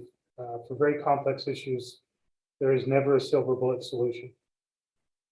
I'll be quite clear, and I stand to be corrected by those who are lawyers, but the lawyers who advise me have been very clear. There is nothing within the Charter of Rights that would allow any police jurisdiction anywhere in Canada to seal off a city from people driving any conveyance coming into the city. One of the fundamental charter rights is freedom of movement. So to deny freedom of movement to people who are coming to express their charter rights, I don't have a lawful authority that I'm aware of to allow me to do that. I think you know as well as any that this is Canada's largest geographic municipality. I forget the actual number of square miles, but I am learning about all the number of ways in and out of this city, including 5 provincial bridges and the 400 series highways, never mind all the other roadways and byways. I would need a police service probably the size of 50,000 to even begin to attempt to do that, even if I had the lawful authority to do so. What we are doing, lessons learned from last week and intelligence gathered during this week, is we are starting to curtail some of those access routes.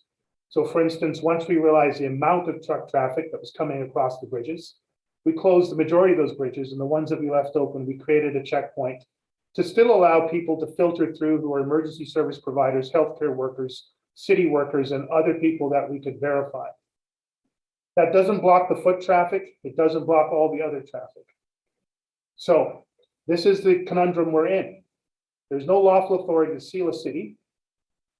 There is no practical capability to seal this city, the size of it. And if we were to do so and block every truck that could come through here, the economic impact would be even greater than what we've talked about right now. The impact of people trying to move and support their businesses, supply their businesses, would be almost as, if not more, catastrophic than it has been. So I know, as a leader in the city, as someone representing the voice of your constituents, you are looking for that elegant, simple solution. That particular solution is not one that's available to me or any other police chief in any other jurisdiction. We will do our very best to fine-tune the traffic plan based on the intelligence that's coming in with the support of our federal, provincial, on both sides of the province partners and our local partners, as well as the city of Ottawa, in terms of looking at ways that we can guide trucks, block some access ways. We have hardened, as you've heard, Trish Ferguson, we've hardened elements of the downtown. We're bringing in cement barriers. We've used snow removal machines up until now. They need to be freed up for the snow that's coming in the next 24 to 48 hours. All of those options are being looked at. But there is no way that we can block every truck from coming into any access point in a city of this size. I hope that answers your question. We will move on to Ward 4.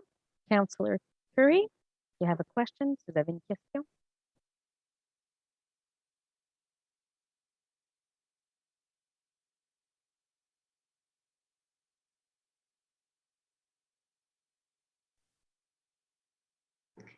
Thank you very much. I do want to thank everyone who's given us enough information here for us to realize just how bad the situation is. I'm hearing that officers are tired. I'm hearing that snow is coming. I'm hearing that the snow vehicles that we've been using need to be moved for the snow. I'm hearing it's costing us $800,000 a day. And I'm hearing that there are a lot of things that we can do in terms of giving people phone numbers to make sure they're reporting. So I think I'm hearing a lot of important information. And I guess I know what people in Canada have asked me, and that is, why are we not bringing in the Army? If there are potentially groups coming from the US, who has to make that decision? Who makes that call? And is that maybe not a solution with, the Army has vehicles? I'm hearing we can't block streets, block access, but, the Army is an entirely different group. So I'm just wondering, why are we not contemplating that? You say we are not, nothing is off the table, everything's on the table. What would it take for it just to be the Army to let any truckers that are coming this weekend or groups of people that are coming this weekend that this is going to be a different situation this time? Thank you, Councillor. Spent a large chunk of my day out in Canada yesterday talking with our public order commanders. And in fact, at that meeting, as we have over the last week, we discussed the option of military aid to civil power. I've said it again, we're looking at every single option, including military aid to civil power. I've had those discussions with mayor, council members, the board. There is a process. It's extremely well established, extremely well governed, and extremely rare. The only two occasions that I'm aware of in the last 100 years was in the Oka crisis and in the FLQ crisis. One in the 1960s or 70s and one in the 1990s. I have seen in my own policing time in the UN peacekeeping mission in Kosovo exactly how that looks when the military are mixed in with police. And there are some amazing capabilities that come with it, and there are some incredible risks that go with it as well. It is not a decision to be taken lightly. I'll say it again, as I said before, every option is being looked at. None of the options create a beautiful, elegant, simple, safe solution. They all come with massive risks. That option in particular would come with massive risks. Military are war fighters and peacemakers. They are not peacekeepers, and they are not police officers. They have a different training and equipment and mindset when it comes to assessing threats, threats to themselves, threats to others, and they have a whole different tool set and training set to effect the mitigation, if not the end of that threat. And mixing them into a population in the downtown core in a highly volatile demonstration without any much more than days in advance warning may mitigate some risks and may create and escalate a whole bunch of other risks. All options are on the table. Our lawyers are looking at all of them. Our commanders are looking at all of them. All of them come with massive risks. I hope that answers your question. Well, thank you very much. And we'll move on to Ward 5, Councillor El Shantiri. Do you have a question?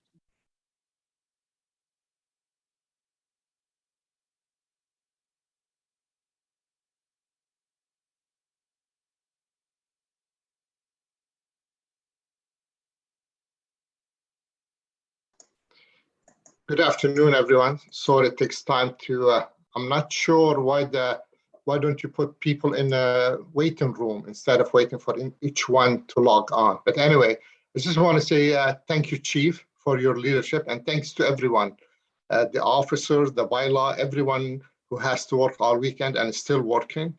One question about the cost. We keep hearing about the police cost. We haven't heard yet from other costs, bylaw services, public works, other paramedics on call, fire on call. We haven't heard the cost of other city services. That's my first question. My second question is, Chief, in the past, we had a working group working together with the protester and perhaps, walking and driving the street together to make sure we don't hear those stories, and they should be held responsible. If they are responsible for that demonstration, they should be on site to see a truck blocking a daycare. They should see a truck blocking people going grocery. They should see what their affiliation with the demonstrator are doing in our city. And we haven't seen this. We've seen our city saw a longer demonstration in the past, but was never out of order the way we've seen this one here. Thank you very much, Councillor El-Santiri. I will leave it to City Manager Steve Kanellakis to start to pull together the totality of the costs. My Chief Administration Officer Blair Dunker is factoring the costs specifically to the Ottawa Police Service. That is the number that we've seen between the 700 to 800,000 per day range. In regards to your specific question around whether we're using what I think you're referring to as police liaison officers who would normally communicate with, coordinate, negotiate with protesters, yes, we actually significantly increased the size and number of our PLT officers, and I'll leave that to Acting Deputy Chief Ferguson to speak to that in a minute.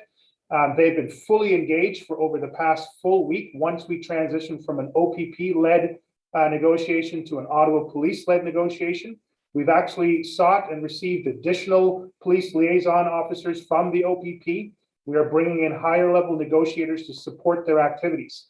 I remind you, and I know you know this, sir, but I remind City and Council, this is a demonstration that has literally hundreds, if not thousands, of different groups, individual lone wolf actors, local, provincial, national, and international actors who are engaging online and on our streets.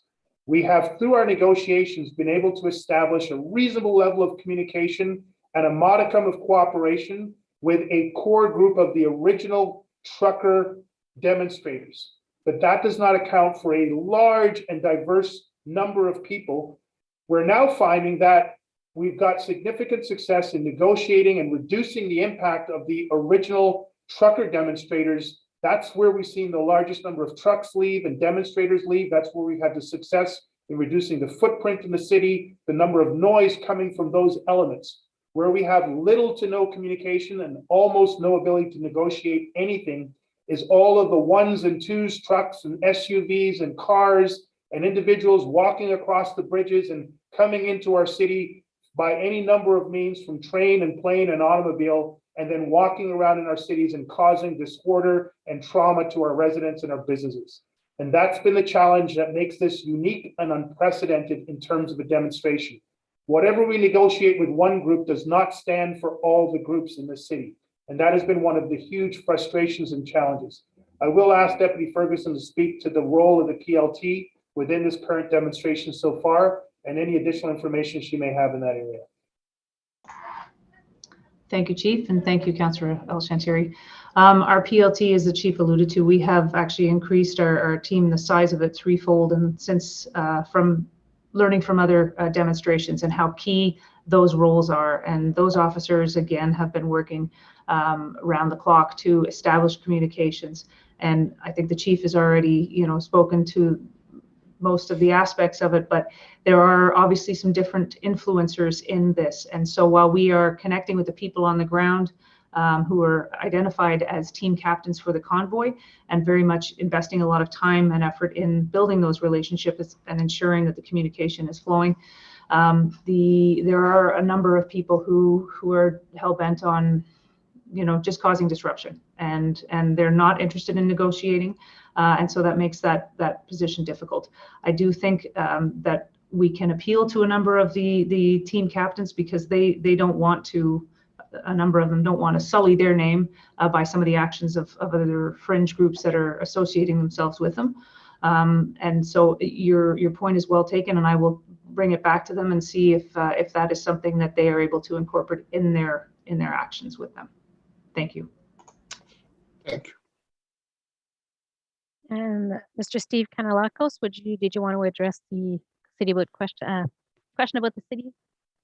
Thank you, Amy. Yeah, Councillor, we have set up a cost center that everybody's coding all their costs and time to, but I don't have a rolled up number yet, but we will have one. We'll be able to report out to council, but we're tracking all of our costs across all services.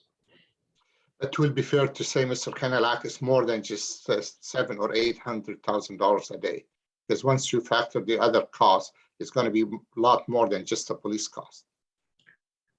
Oh, absolutely. I think the numbers are going to escalate considerably. Okay, thank you. Thank you. Unfortunately, we have to do a hard stop. I know there are many other questions.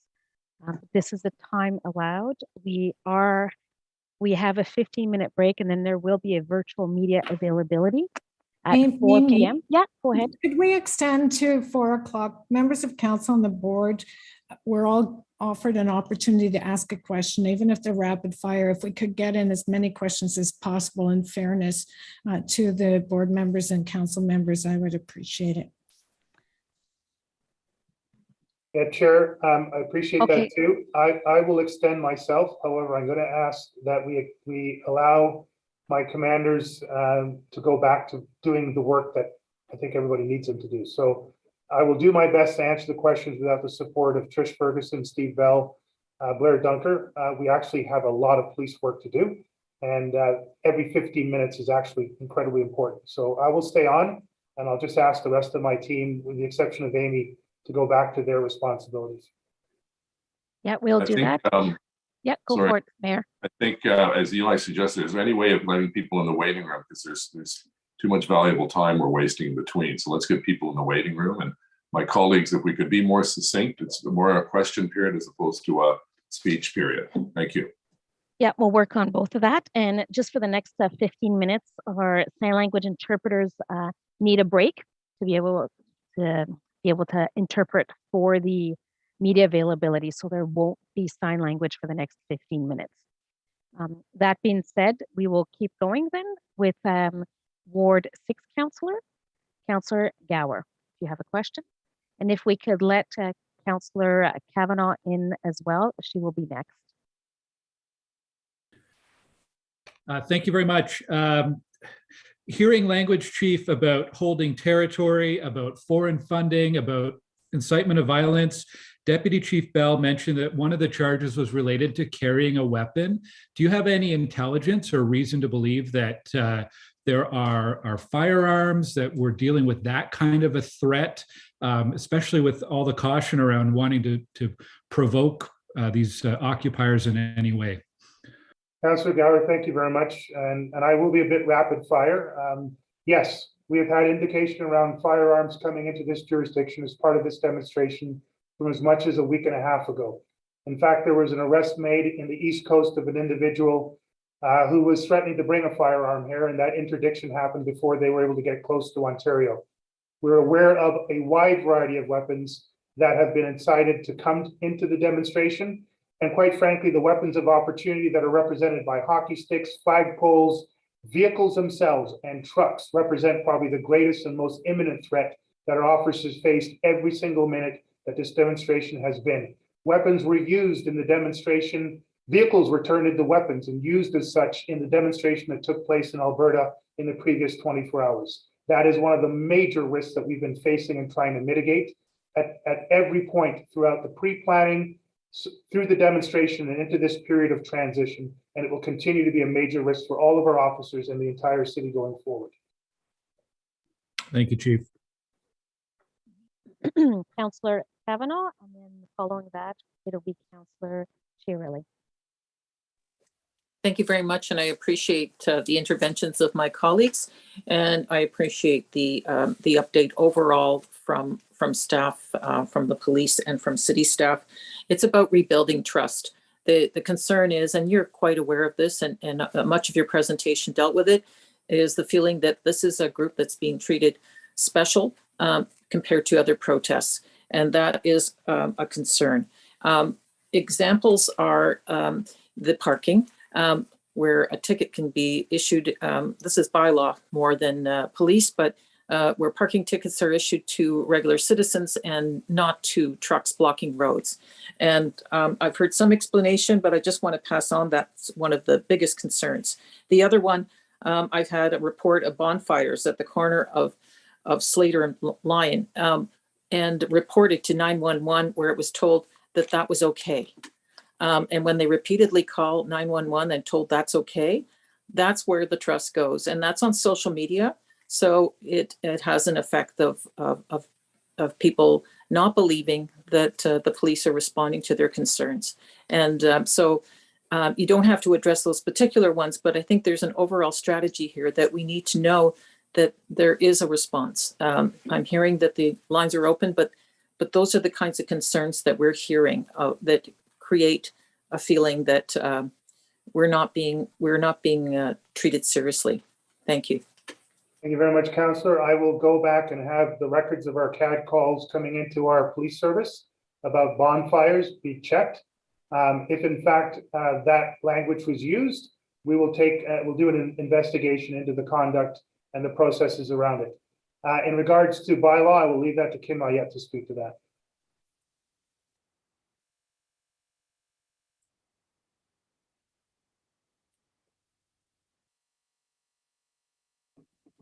Sorry about that. Yeah, well, bylaw continues to do everything they need to do within or outside of the perimeter, outside of the red zone. And within the red zone, they're doing it in consultation with police, and they're doing their job. So sorry, Councillor, did you have a specific question with regards to bylaw? It's related to parking tickets. Why is a truck not given a parking ticket, yet a citizen who just parks overtime and actually paid is getting ticketed? Yeah, so all activities outside of the red zone it's regular business for the citizens of Ottawa, and that's where most of the tickets are taking place. The one ticket you're referring to occurred on the market, and the market, when they started collapsing the red zone, which is the area of demonstration, the market was no longer in the red zone, and bylaw started to do their regular duties in that area.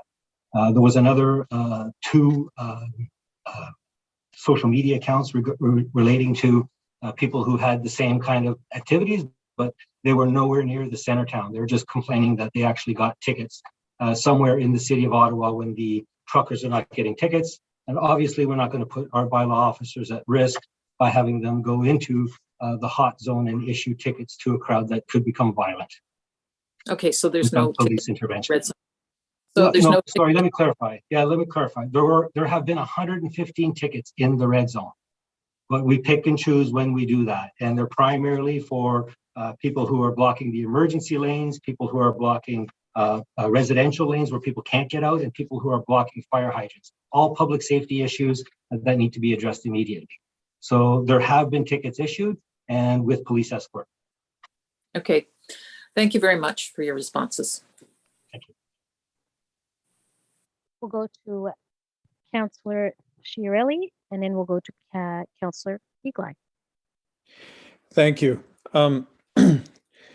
I just noticed today, just a month ago, there were people asking for defunding of police.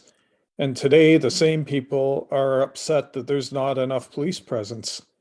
So I think this is a good learning moment for everyone about that. But my question would be regarding the need to report. I know I've dealt with my residents many times on the need to report, and they feel uncomfortable phoning in a complaint once, let alone 2, 3, or 4 times. But we really have to drive home the importance of doing it repeatedly if you see repeated apparent offenses. So I think that's important. But the question would be, is there anyone there who would define, since we were asked to encourage people to report hate crimes, is there anyone there who could define a hate crime? Because it's not what some people think it is. Some people think if the person is yelling out an opinion counter to their own on masks or vaccinations, that constitutes a hate crime, but it doesn't. It would be probably beneficial if people knew what it really was. So if you have the definition, that would be good. Thank you, Councillor. In regards to hate, it must be directed towards a member of a group identified under the Ontario Human Rights. So there's 14 prohibited grounds. Vaccination status, as far as I know, is not one of them. Neither is your status of employment. So I hate cops, I hate counselors, I hate doctors, doesn't constitute. It can be an act, or it can be an incitement to act in a way that's criminal towards one of those prohibited grounds under the Ontario Human Rights Code. So I think that's probably the easiest sort of layman's term that I can provide at this time. We will put out through our social media the exact definition and more clear examples so that we can help the public to understand what is and what isn't. I would again encourage, as you have, we need to know what crimes are taking place, what hate crimes are taking place.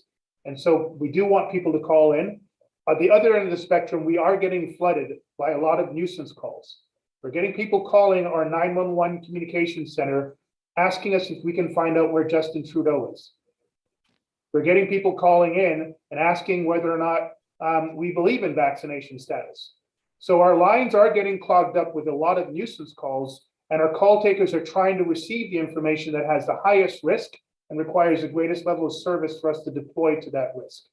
So thank you very much for your question. I hope that goes some way to addressing it, and we'll follow up with more information for the general public around definitions and appropriate use of 911 and 311 services. Okay, if you could make it clear who those groups are. It's basically race orientation and those kinds of things, right? Yeah, if we can keep to one question and a quick one, I want to get to every member of council, so please be considerate. Let's go to Keith now. Thank you. Thank you, Mr. Mayor, and I'll try and keep it brief as we only have the one question. I guess this is for Chief Slowly. What I'm hearing from my residents is the frustration with the situation that we have now with how to get the trucks and the truckers out of the core. And the question that a number of my residents have raised is, why didn't we, knowing they were coming, knowing they were heading for downtown, knowing they were heading for Parliament Hill and the core, why didn't we take steps in advance to divert them, for example, so that they were diverted to a central parking spot, whether or area like Tunney's pasture or something, and then shuttle to the hill, walk to the hill, take the bus to the hill. The problem seems to be fixing the situation of getting them out of the core. What if we had taken steps, or why didn't we take steps, I guess is the question, to keep them out of the core in the first place and still allow them to protest as they're lawfully allowed to protest? Thank you very much, Councillor. I think I addressed this earlier on, but I'll go back to it again. I'm not aware of a lawful authority that allows me to block. I'm not saying, Chief, that you should have shut access to the city. What I'm saying is when they were in the city, to divert them to a central location and encourage them to access the hill in a different way that didn't leave the trucks in the core. Thank you very much. It's a different question. Thank you very much. I was about to answer that question, but if you would allow me to answer it, I will. Please do. Okay, thank you. And that's exactly what we did. Through negotiation, well in advance of their arrival to the city, we recognized that the crush of trucks coming in from all the different directions, literally north, south, east, and west, that we would have to be able to find large locations where we could get them to park and move without their trucks into the city. All of that was done.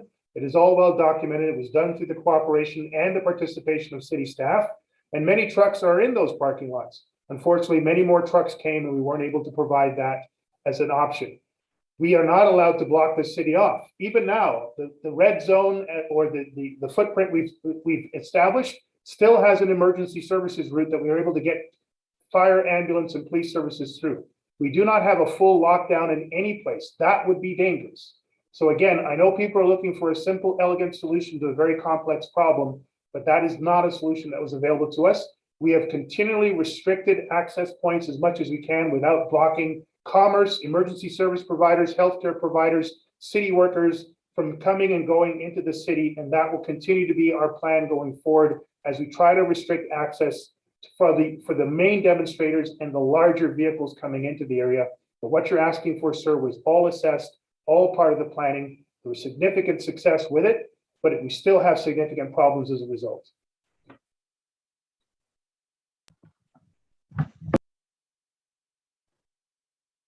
Chair Deans, you're next on the list. I'm not sure if you wanted a question. If not, we'll go to Councillor Tierney.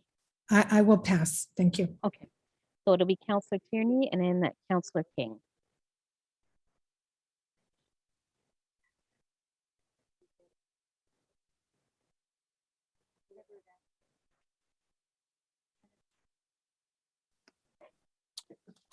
Great. Can you hear me okay? Yes, we can. Great. Thank you very much. Thank you very much, Chief. Look, I'm looking at the reluctance of calling this an occupation.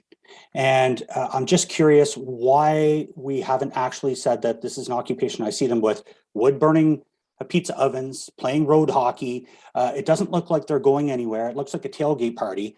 And I'm just wondering, is there a reason why we're not calling this for what it is? It's an occupation. Is there ramifications to changing the verbiage? Thank you very much, Chief. Thank you very much, Councillor. I believe we actually have been talking about this as a transition, and we use the actual term transition from demonstration to occupation. I actually don't think that's even fully accurate. There's a demonstration that's continuous, and there are elements of occupation that are taking place. Increasingly, as we transitioned out of the core demonstration of Thursday night, Friday, Saturday, and Sunday, negotiations were clear that the core of the trucker demonstrations were going to be staying. They were going to be staying until they had spoken to the Prime Minister. They were going to be staying for varying other degrees around vaccination rules, federal and provincial, and they were going to be staying in some cases from a large number of other elements beyond the original trucker demonstrations, all the way through to an end of the government and overthrow of the government. And I think we've all seen things on social media. So there is definitely a demonstration phase that peaks and valleys, and in between there are increasing elements of occupation that are coming in. Are we into a pure occupation? No, we're not. It is a transitory period. That's the best I can describe it as. Each of those definitions come with risks and come with resource demands and come with, unfortunately, implications for businesses and residents in the city as a whole. I mentioned again, I'll mention it one more time. I am less and less convinced of an elegant, effective police solution to this. There are going to have to be other solution options that are significantly visited. And we've had a number of discussions, some of which you were involved with, around what are the roles of the various levels of government, elected officials, other statutes that go well beyond my ability to engage in and well beyond my resources and my mandate to engage in.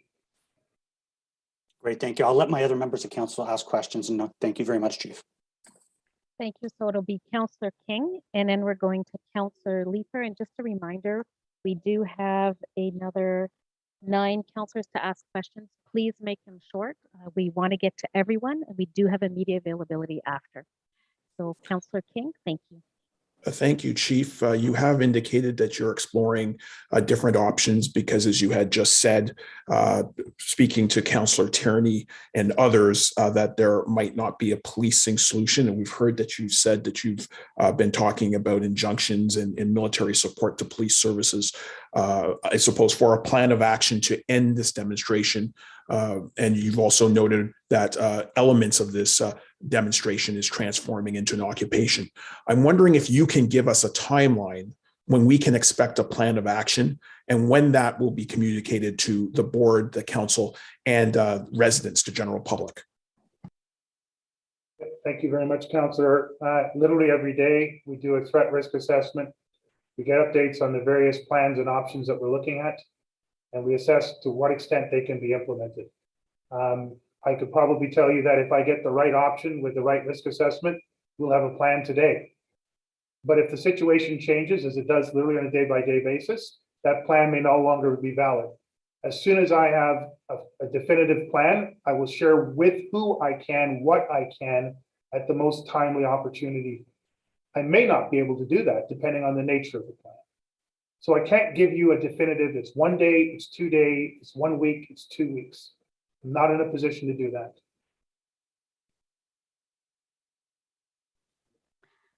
Councillor Leap, followed by Councillor Brockington. Thank you very much. Chief, I guess I'm discouraged to hear some of the comments around non-policing solutions, but more practically at the moment, with respect to the hotels, has work been done to try to encourage hotels not to accommodate the protesters who we can expect this weekend? I'm very concerned about what this weekend will look like. Thank you very much, Councillor. We've been in constant liaison with the Hotel Association. There's a gentleman's name, I think it's Ball, Mr. Ball, who's been in direct contact with Superintendent Jamie Dunlop and have literally had hundreds of conversations around this. They've been very helpful in terms of helping us to understand what short-term and longer-term bookings look like. We were alerted to the fact that they were seeing an increase in hotel bookings for the weekend coming up, and we had that information from even during the past weekend. So it was clear that we were going to go in cycles of peaks and valleys. They are a privately owned set of businesses. They have their own requirements for profit making, and they have their own legislative restrictions around who they can deny access to and under what circumstances. And I will not speak for the hotel owners of the association, but they have been very much involved in our planning, risk assessments, engagement around this entire issue. Hopefully that answers your question, sir. Thank you, Chief. Thank you, sir. Councillor Brockington, followed by Councillor Cloutier. Chief, is the Ottawa Police Service responsible for negotiating the end of a federal political protest? Or are there others that you look to and expect will be engaged to negotiate an end of this occupation? If people have driven across Canada to come because they want to speak to the Prime Minister or the Leader of the Opposition and they're not meeting with them, then what is the end game? If people have a political protest, political issues, that's not the Ottawa Police to solve. So who is responsible for negotiating an end of this political protest and occupation? Councillor Brockington, I can say, sir, we've had some really engaging conversations and you've raised some very important questions, probably none more so than the one you just raised.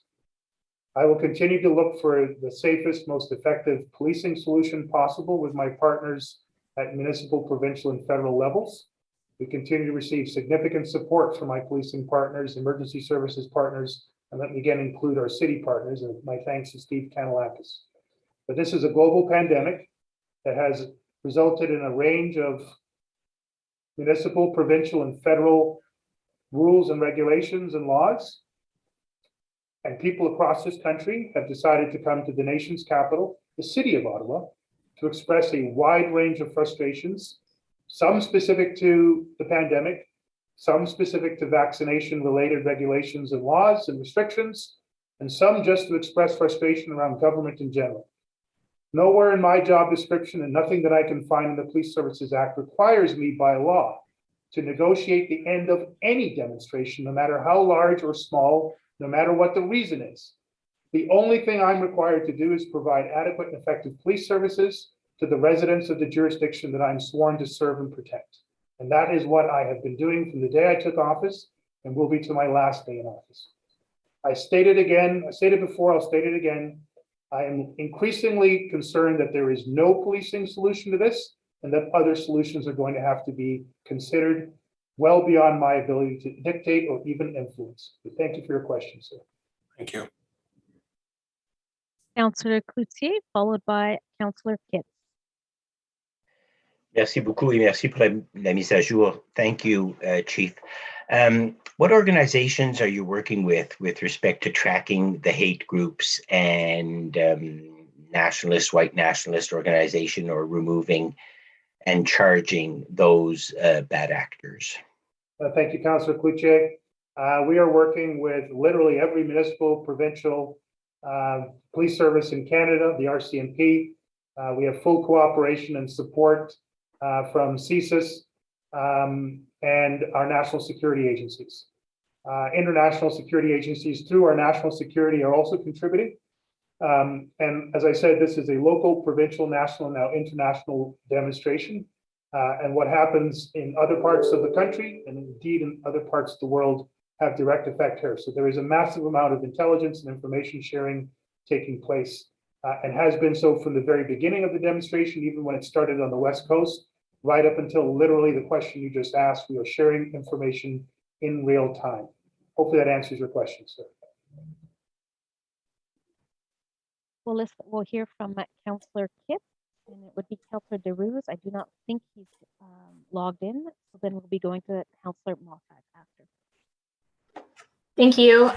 We saw in a release from Ottawa Police yesterday that it was estimated that there were approximately 250 individuals involved with the downtown occupation currently. Are you telling us that there is no way with your current resources and the ones available to you that we cannot end this before we see a resurgence on the weekend and enable a situation where pro-protest and anti-protest civilians are gathering?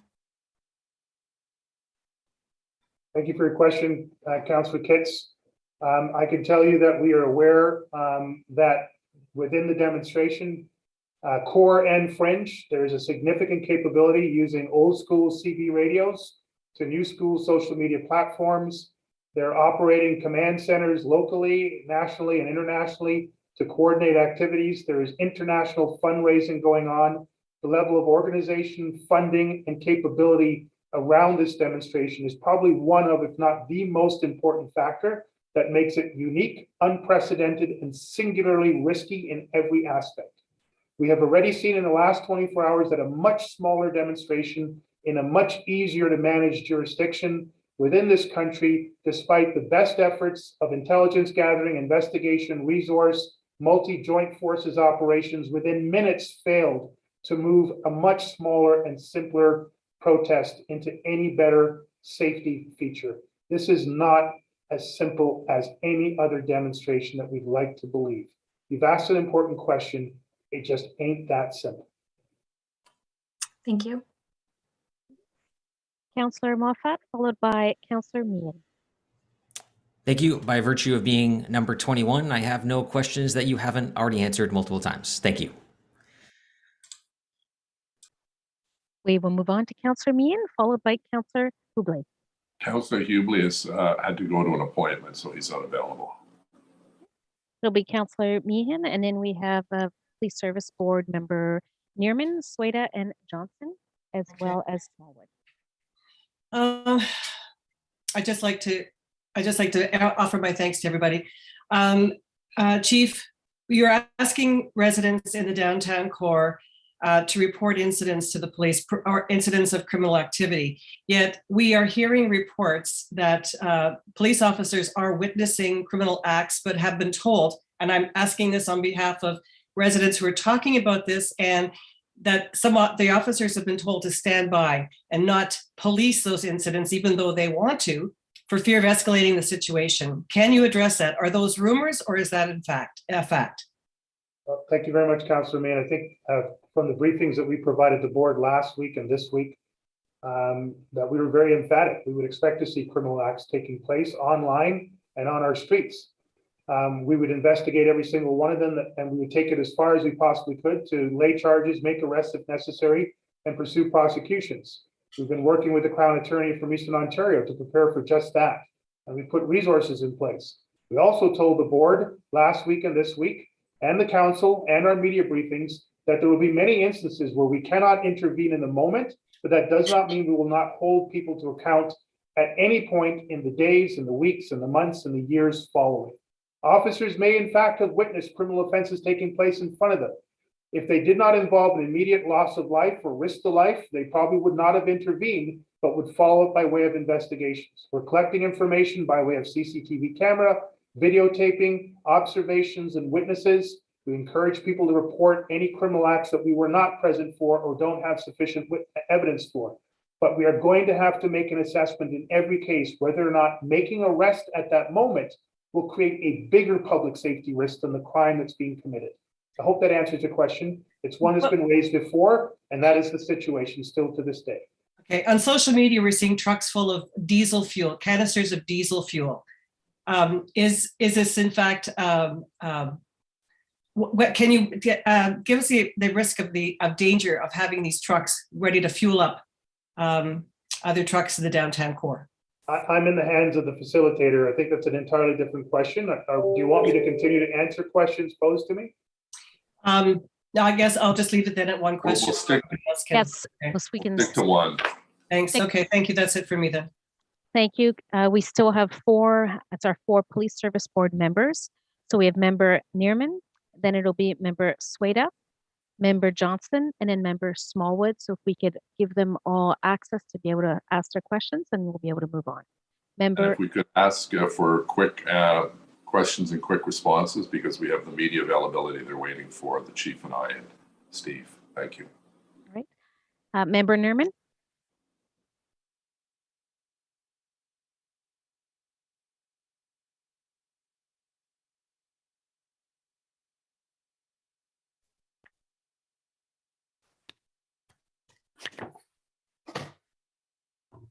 Thank you. Thank you, everyone. I have already indicated most of the questions have already been asked and we were separately briefed. So I have no question. I will pass. Thanks for your teamwork and the good work all of you are doing. Thanks, Mayor. Thanks, Chief. And thanks, Chair, everyone. Member Sueda, followed by Member Johnson. Thank you. Likewise, all my questions have been answered, and I've also had debriefs with the chief. So thank you very much, and thank you, Chief, and thank you to all the OPS. Member Johnson, followed by Member Smallwood. Thank you, Chief, and all of the OPS for all of your very hard work. There is a disproportionate impact of the truck demonstration on individuals living in the area of the demonstration, in particular, members of the BIPOC and LGBTQ2 community. Can you please review the services of the Human Needs Task Force and how to access their services? And thank you again. I'm sorry, I may have misunderstood the question, Member Johnson. Am I to review the services of the Human Needs Task Force? Yes, this was a services briefly presented earlier in the meeting, and I guess I'm just highlighting again and asking you about it. But I'd also be happy if this information was just released, in a statement or on social media as well, that there is a task force at 211 and 311 that is going to provide these services. Okay, that's probably something for the city manager to do. Yeah, Steve Kanalakis, we have a Donna Gray, a general manager, Bev, that would be happy to brief the board on at your next meeting or your next briefing. So the chief could arrange that with Steve Kanalakis, and she's very good. She's got a very good detailed list of services provided for the most vulnerable. So thank you for that. Thank you, Mayor. Thank you. And our last question will be Member Smallwood.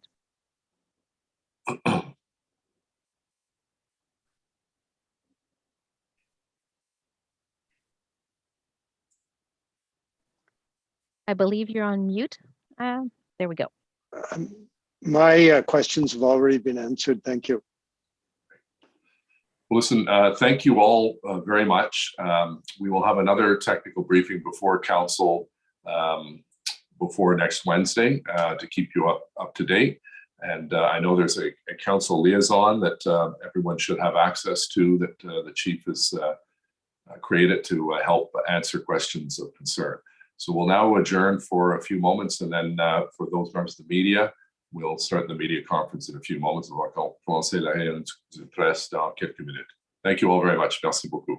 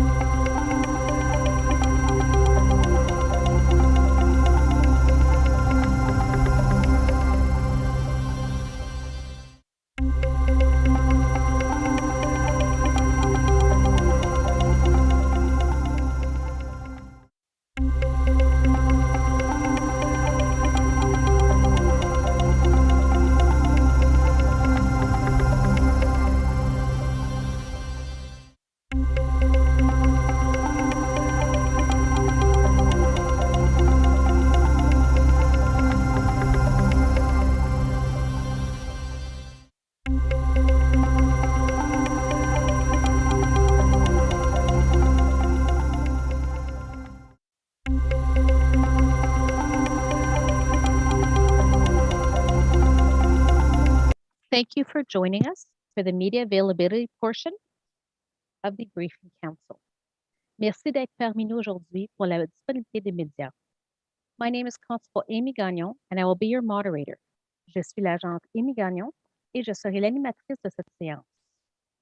Before we begin, a reminder to media to put your microphone on mute until I invite you to ask your question. Avant de commencer, j'aimerais vous rappeler de désactiver votre microphone jusqu'à ce que je vous invite à poser votre question. Also, a reminder to all subject matter experts to keep their cameras off unless they are speaking. Un rappel à tous nos conférenciers d'experts de fermer l'option vidéo lorsqu'ils ne répondent pas à une question.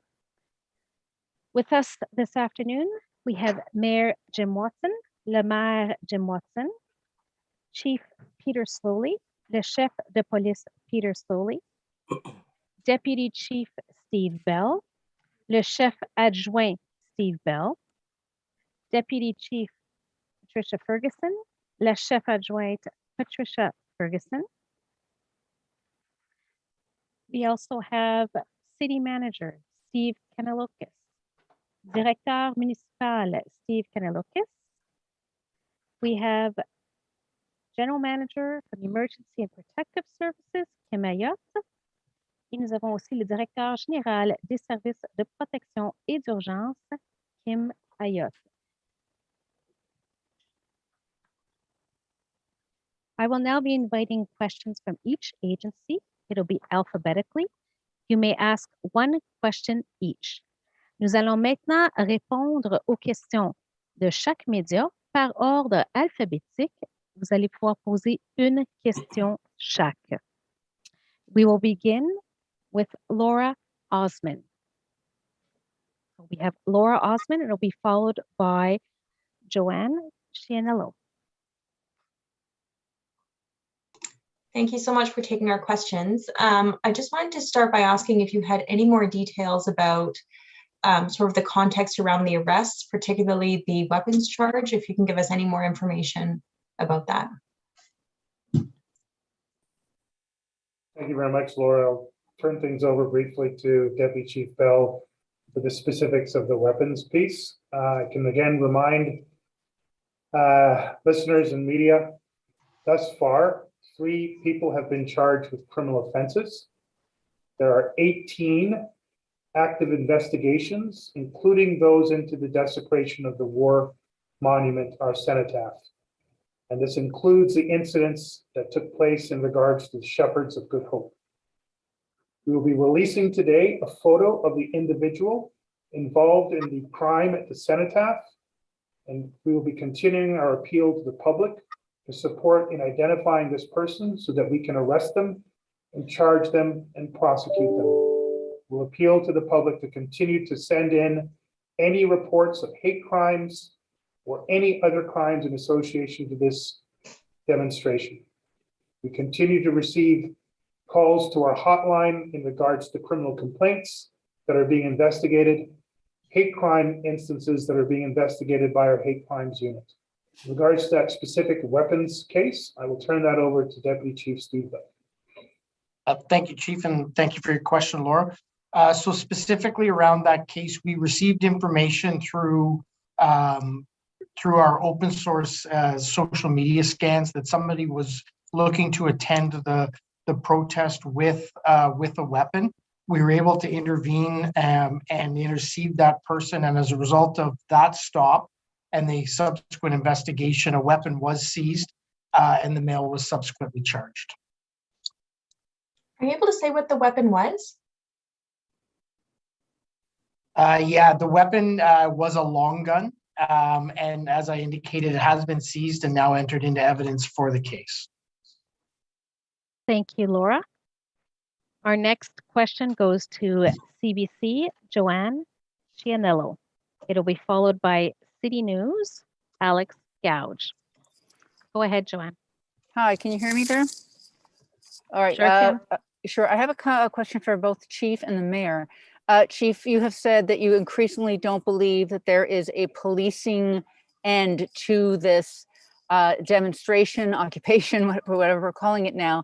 Can you be clear about what you mean? That is alarming to people, and I'd like to hear what we're talking about when we say that. Thank you.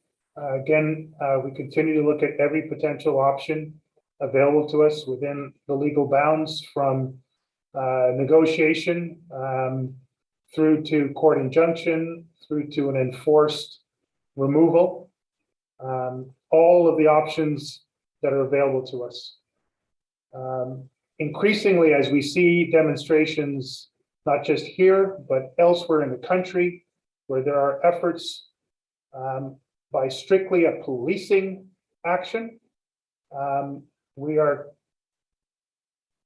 not as confident as we have been that police alone will resolve this situation substantially, never mind in totality. And it's in that context that I make the statement, there is likely no policing solution to this, but in combination with other efforts, there may be other opportunities to substantially reduce, if not end this demonstration. It is a local demonstration, a provincial demonstration, a national demonstration, and one that has international elements associated to it.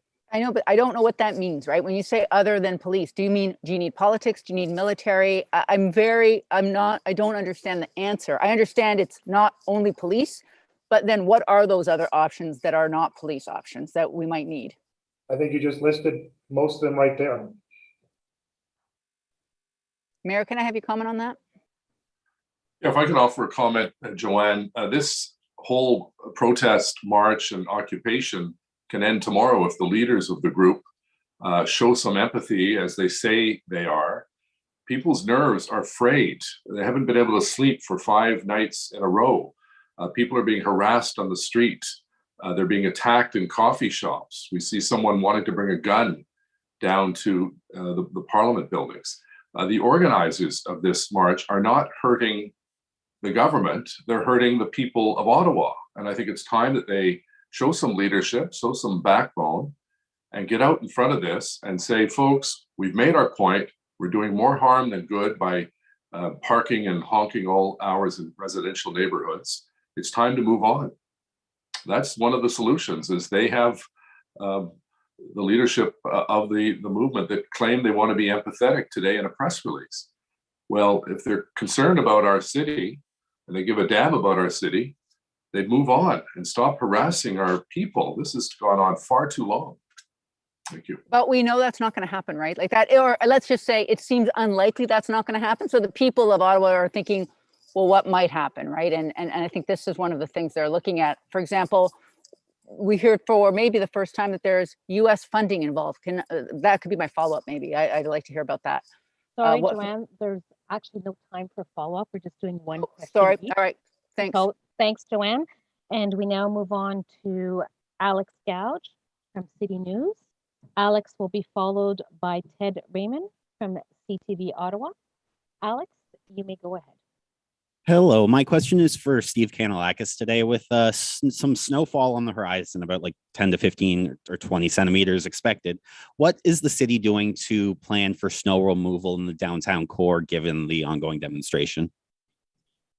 Hi, Alex. The city has been working with the police and the National Capital Region Control Center to ensure that the downtown streets get plowed. Obviously, the area that's occupied, or I should say, I don't want to use the word occupy, where trucks are parked on the streets, we won't be able to get into there. We'll have to see if we can get into some of the sidewalks. That's what we're most concerned about in some of those areas. We'll be able to scrape down the roads after, should those trucks move. But in the interim, we're going to be plowing around those areas that are barricaded off, and we'll be able to get to them after. So there should be no disruption to snow clearing in the downtown core, other than the parts where trucks are parked and we can't get our heavy equipment or our sidewalk equipment in to scrape down those sidewalks. So there'll have to be a cleanup after the fact once those trucks move. Thank you, Alex. We'll now go to Ted Raymond with CTV Ottawa, followed by Craig Lord with Global News. So Ted Raymond, I believe you're here.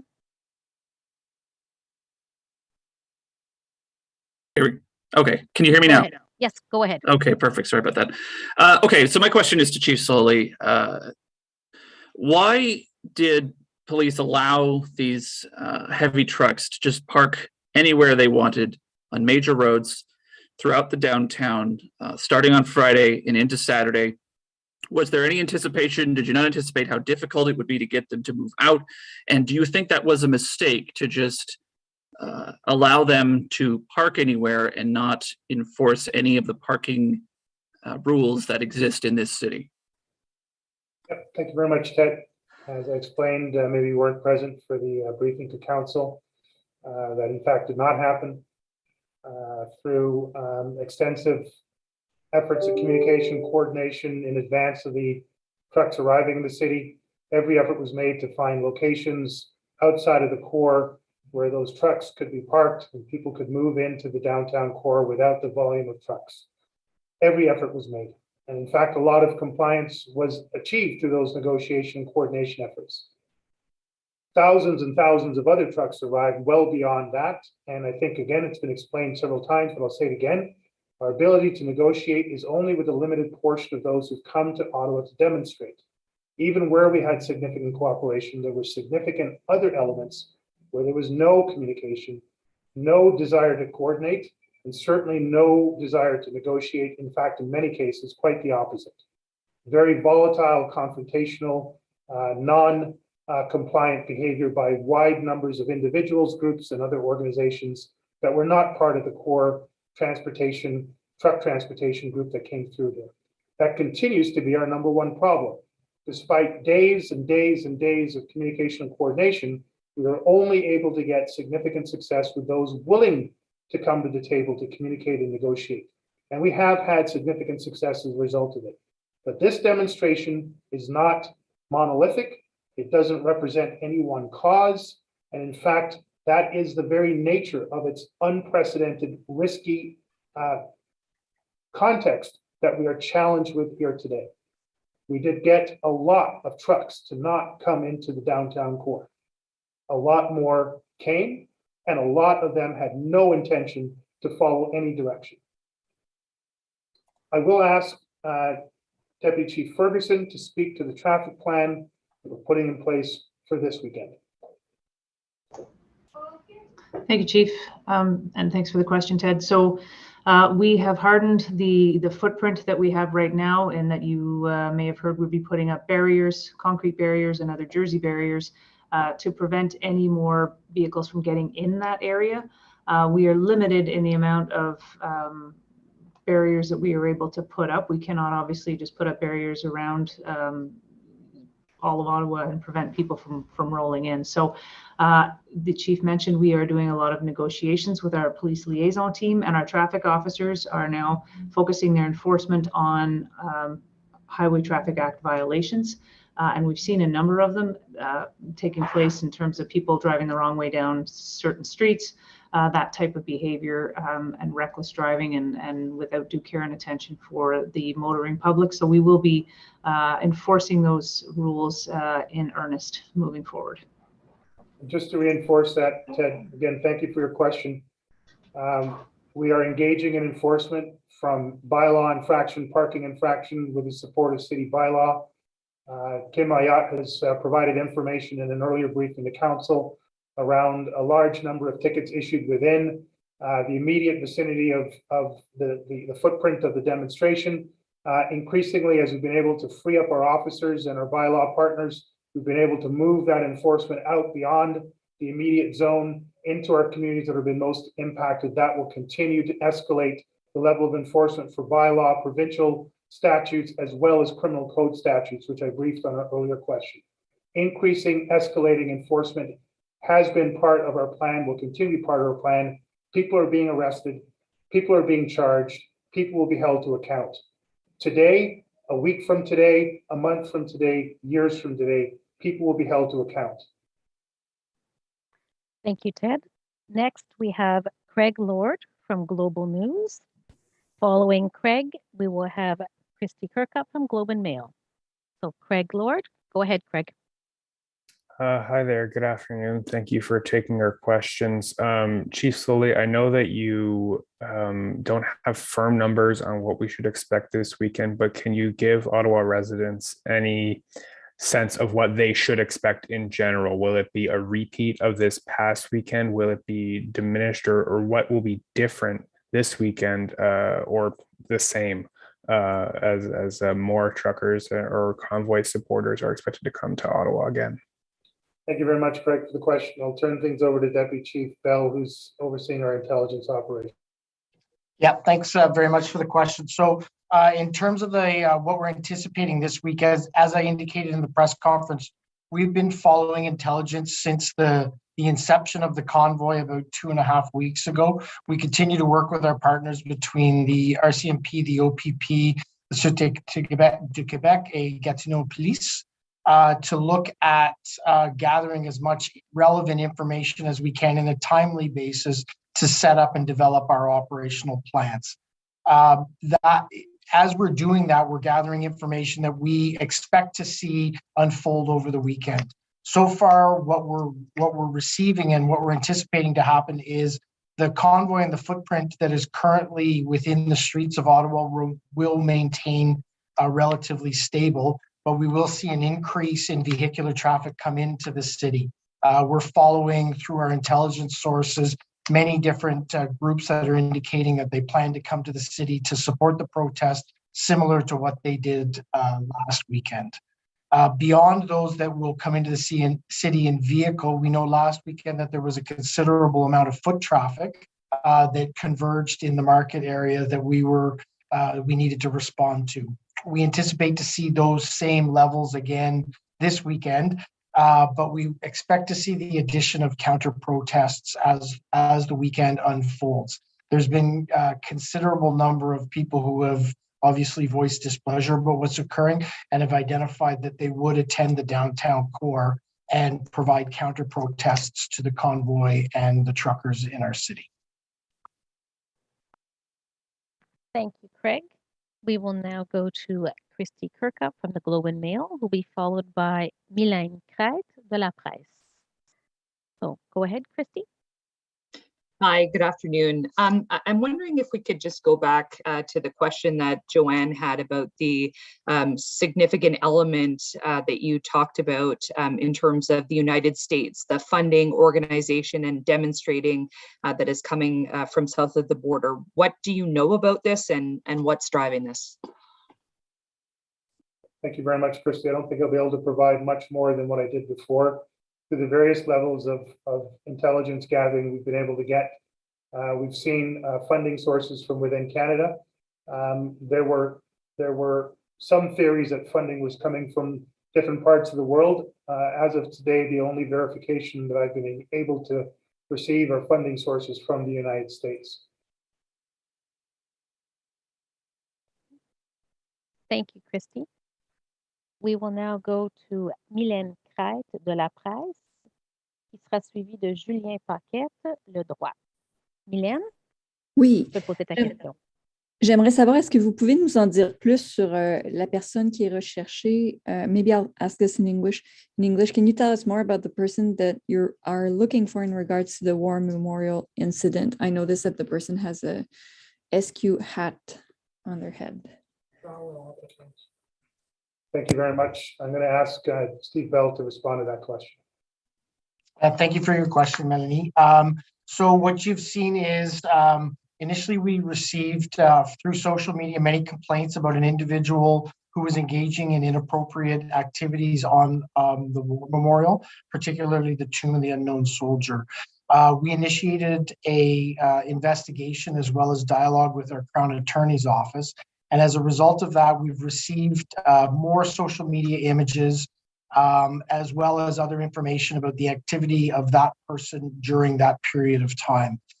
Earlier this afternoon, we put out a press release with a picture of the person that we're seeking to identify to look to have people contact with the identity or to have the person engaged in that activity turn themselves into police. That's an ongoing investigation, and we will continue to update on the progress of it. And Mylène, just so you know, that press release with the picture will be going out this afternoon. Alors, pour tous ceux qui, il y a une photo et un communiqué de presse qui sortira cet après-midi avec la photo et plus d'informations. Merci, Mylène. Maintenant, Julien Paquette avec le droit.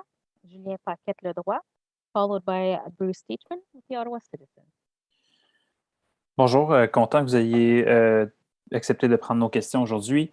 Bon, les résidents de centre-ville ont plusieurs complaintes à faire. On a entendu vendredi dernier et plus tôt cette semaine que la manifestation ne devrait pas avoir d'impact sur des activités de la ville comme la collecte de déchets, par exemple. Mais j'entends de résidents depuis hier qu'il y a certains édifices à logement où c'était un problème. Donc, je serais curieux d'en savoir davantage. Est-ce qu'il y a effectivement, est-ce que vous êtes capable de nous donner l'information sur effectivement s'il y a des bâtiments où on n'a pas eu accès à cause de la manifestation ou s'il y a des retards de quelconque par rapport à ces services-là? Kim, est-ce que vous êtes ici pour répondre? Oui, merci Julien. À ce moment, nous autres, pour les déchets, on ramasse les déchets et il n'y a pas de problème. Les édifices qui ont des problèmes, peut-être, c'est parce que c'est pas la ville qui ramasse leurs déchets, c'est eux autres qui sont responsables pour leurs déchets eux autres mêmes. Puis peut-être que les camions ou les gens qui viennent chercher les déchets pour ces édifices-là sont pas ils ont décidé de pas venir parce que ça se passe. Vraiment, c'est un autre problème qu'on n'a pas entendu. C'est la première fois que j'entends ça. Si tu as de l'information, tu pourrais me l'envoyer, puis on pourrait regarder qu'est-ce qu'on peut faire pour leur aider aussi. Merci, Julien. Thank you, Julien. Next, we go to Bruce Deachman from the Ottawa Citizen, and then followed by John Willing with the Ottawa Sun. So Bruce, I guess my question, oh, can you hear me? Sure can, go ahead. I guess my question is for Chief Slowly, and I appreciate your concerns about not igniting this powder keg, but I'm wondering if, I don't know if you saw on social media, there was a picture of 3 women standing in a road that had stopped a transport truck. And I'm wondering if you are concerned that the perception of inaction is going to cause residents to take matters into their own hands, and especially with Steve Bell mentioning counter-protesters coming this weekend. What are your concerns about that? Thank you very much for your question. I share those concerns. That's why we've gone as far as we have, and we'll continue to push ourselves to provide the most fulsome information, particularly in briefings to our board, our mayor, our council, and the media. This is almost hour number 4 or 4.5, I'm not sure, today alone for me in terms of briefings to BIAs, board members, the mayor, council members, and now to media. As in addition to our social media efforts, we're trying to help people to understand the full context of what we're doing. All options are on the table. Enforcement is escalating. We're moving resources when we can away from the downtown core into the affected neighborhoods to take enforcement actions and to provide a greater sense of safety and service to the citizens. That's being done in coordination with city workers and our partners in policing. But we simply have a significant risk scenario that we can't solve all the problems for in a way that we'd like to. I would really encourage members, we know there is underreporting by community members who have been directly affected by hate incidents and hate crimes. We know there's significant underreporting of people who claim to have been the victims of criminal behavior, threatening behavior, criminal harassment, mischief, minor assaults. We're seeing it on Twitter, we're hearing it from council reports, and we're hearing it from media reports. But if our investigators don't have an actual report of a complaint, they cannot commence a criminal investigation. Where we do have complaints, and so far to date, I remind, we have 18 active investigations into those who reported criminal complaints to us. Within those 18 investigations, we've been able to arrest and charge 3 people for those criminal offenses. We are actively seeking the person wanted in connection to the cenotaph crime. Where we get reports, we are able to assign investigators And so far, we've been able to actually arrest and charge people for those criminal offenses. But we can't arrest, we can't charge people for what we don't have complaints for. Please encourage through your media reporting people to utilize our regular call centers and our hotlines to report criminal activity, hate activity. They will all be investigated, and wherever possible, we will pursue people across the city, across this province, across this country, and internationally to charge them for those offenses. Thank you. Thank you. We do have a hard stop at 5. We're hoping to get through 2 more questions. Unfortunately, I believe Deputy Bell will have to leave us shortly. So we're going to go with John Willing with the Ottawa Sun and Marie-Christine Villeneuve with TVA Gatineau. So, I think, John. It's great. Thanks for taking our questions. Why are protesters allowed to set up what looks like a supplies and logistics camp in the parking lot of the Ottawa Baseball Stadium? Thank you very much for that question. I'm going to turn that over to Deputy Chief Ferguson for a response. Thank you, Chief. Thank you, John. We, as part of the sort of negotiations and our police liaison team, along with the city, we were able to establish some places that were out of the city's core and footprint to provide people with the opportunity to some basic human needs. And so this was part of a negotiation that we were able to release. Otherwise, those people would be downtown in our streets, potentially causing some of the issues that we're seeing now. That was the reason for it. Thank you, John. Et maintenant, Marie-Christine Villeneuve, TVA Ottawa-Gatineau. And we'll take from Marie-Christine Villeneuve from TVA Gatineau.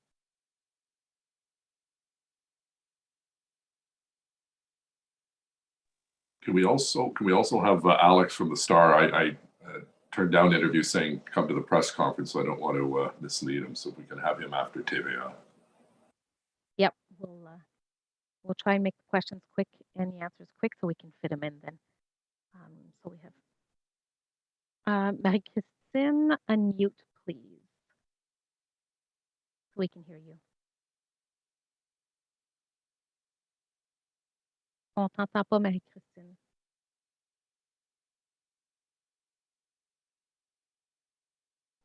Okay. We'll go to Alex Baligal from the Toronto Star in the meantime. So, Alex.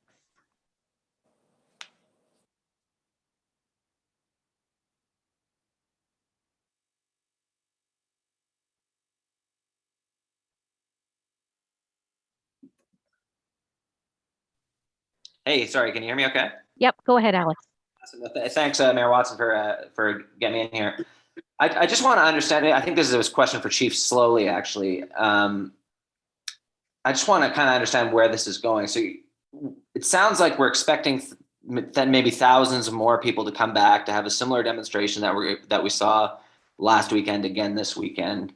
You're saying that the police alone increasingly looks like you can't solve it alone. The organizers themselves are saying they're not going anywhere. We're expecting this huge re-influx of people. What is this looking more and more like you're going to need to call in support from the military in order to end this? What is the trajectory of this situation in your view? Thank you very much for the question, Alex. I know it's an answer that didn't seem to have traction before, but I'll go back to it again. My responsibility as a chief of police here is to serve and protect the city, and to do so in the most effective and adequate way possible. While I have a certain amount of ability to negotiate and use a range of options all the way through to the use of force and the application of enforcement through bylaw, provincial statute, and federal statute, including criminal charges, all of which we have done and will continue to do. We are charging people under the bylaw. We are charging people under the Provincial Offences Act. We are charging people criminally. We have a range of active criminal investigations, and we will charge the people who are responsible for the offenses, no matter how long it takes and where they live and where they register their vehicles. But I do not have a mandate under the Police Services Act to negotiate with the tens of thousands of people who come to Ottawa to exercise their charter of right to free speech, freedom of movement. I need to try to do so with them, try to work with them to do so in the most safe way possible and to encourage the most lawful activities possible.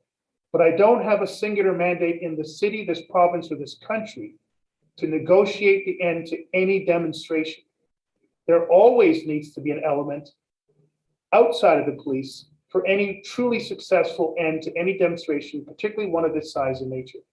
So all options are on the table.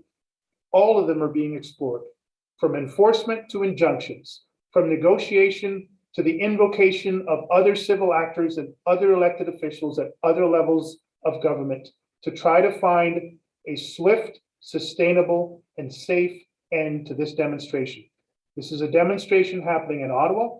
It's happening in other parts of the country, and it's happening in other parts of the world. This is not a simple local demonstration.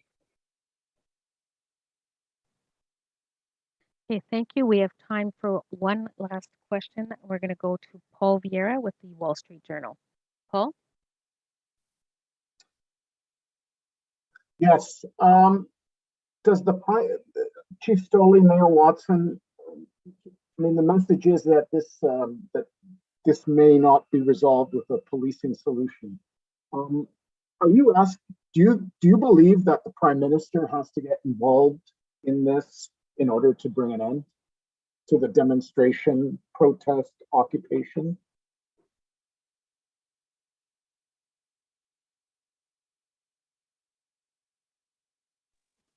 Is that to the chief? Whoever wants to answer. Chief?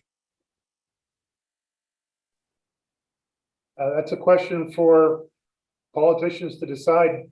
It's a question for the Prime Minister's office if you choose to send that to him. I have a responsibility under the Police Act to look after the safety of the city, and that's exactly what I've been doing. We'll continue to do so, but there needs to be other elements brought into finding a safe, swift, and sustainable end to this demonstration that's happening here and across the country. If I can add, we obviously are going to require the resources and the goodwill of all three orders of government because this is bigger than the city of Ottawa. We happen to be targeted because we're the home to the nation's capital. But obviously, we're going to have to continue to count on the support of our federal government and the provincial government for a number of things, including funding and resources to ensure that we bring this protest to a peaceful conclusion sooner than later. Thank you. Merci. Thank you. Unfortunately, we apologize to the media we have not been able to get to. Alors, on s'excuse aux médias auxquels on n'a pas pu avoir le temps de poser vos questions. This concludes the time we have. And so, cela conclut le point de presse pour aujourd'hui. Thank you very much for having joined us. Merci de vous être rejoints à nous.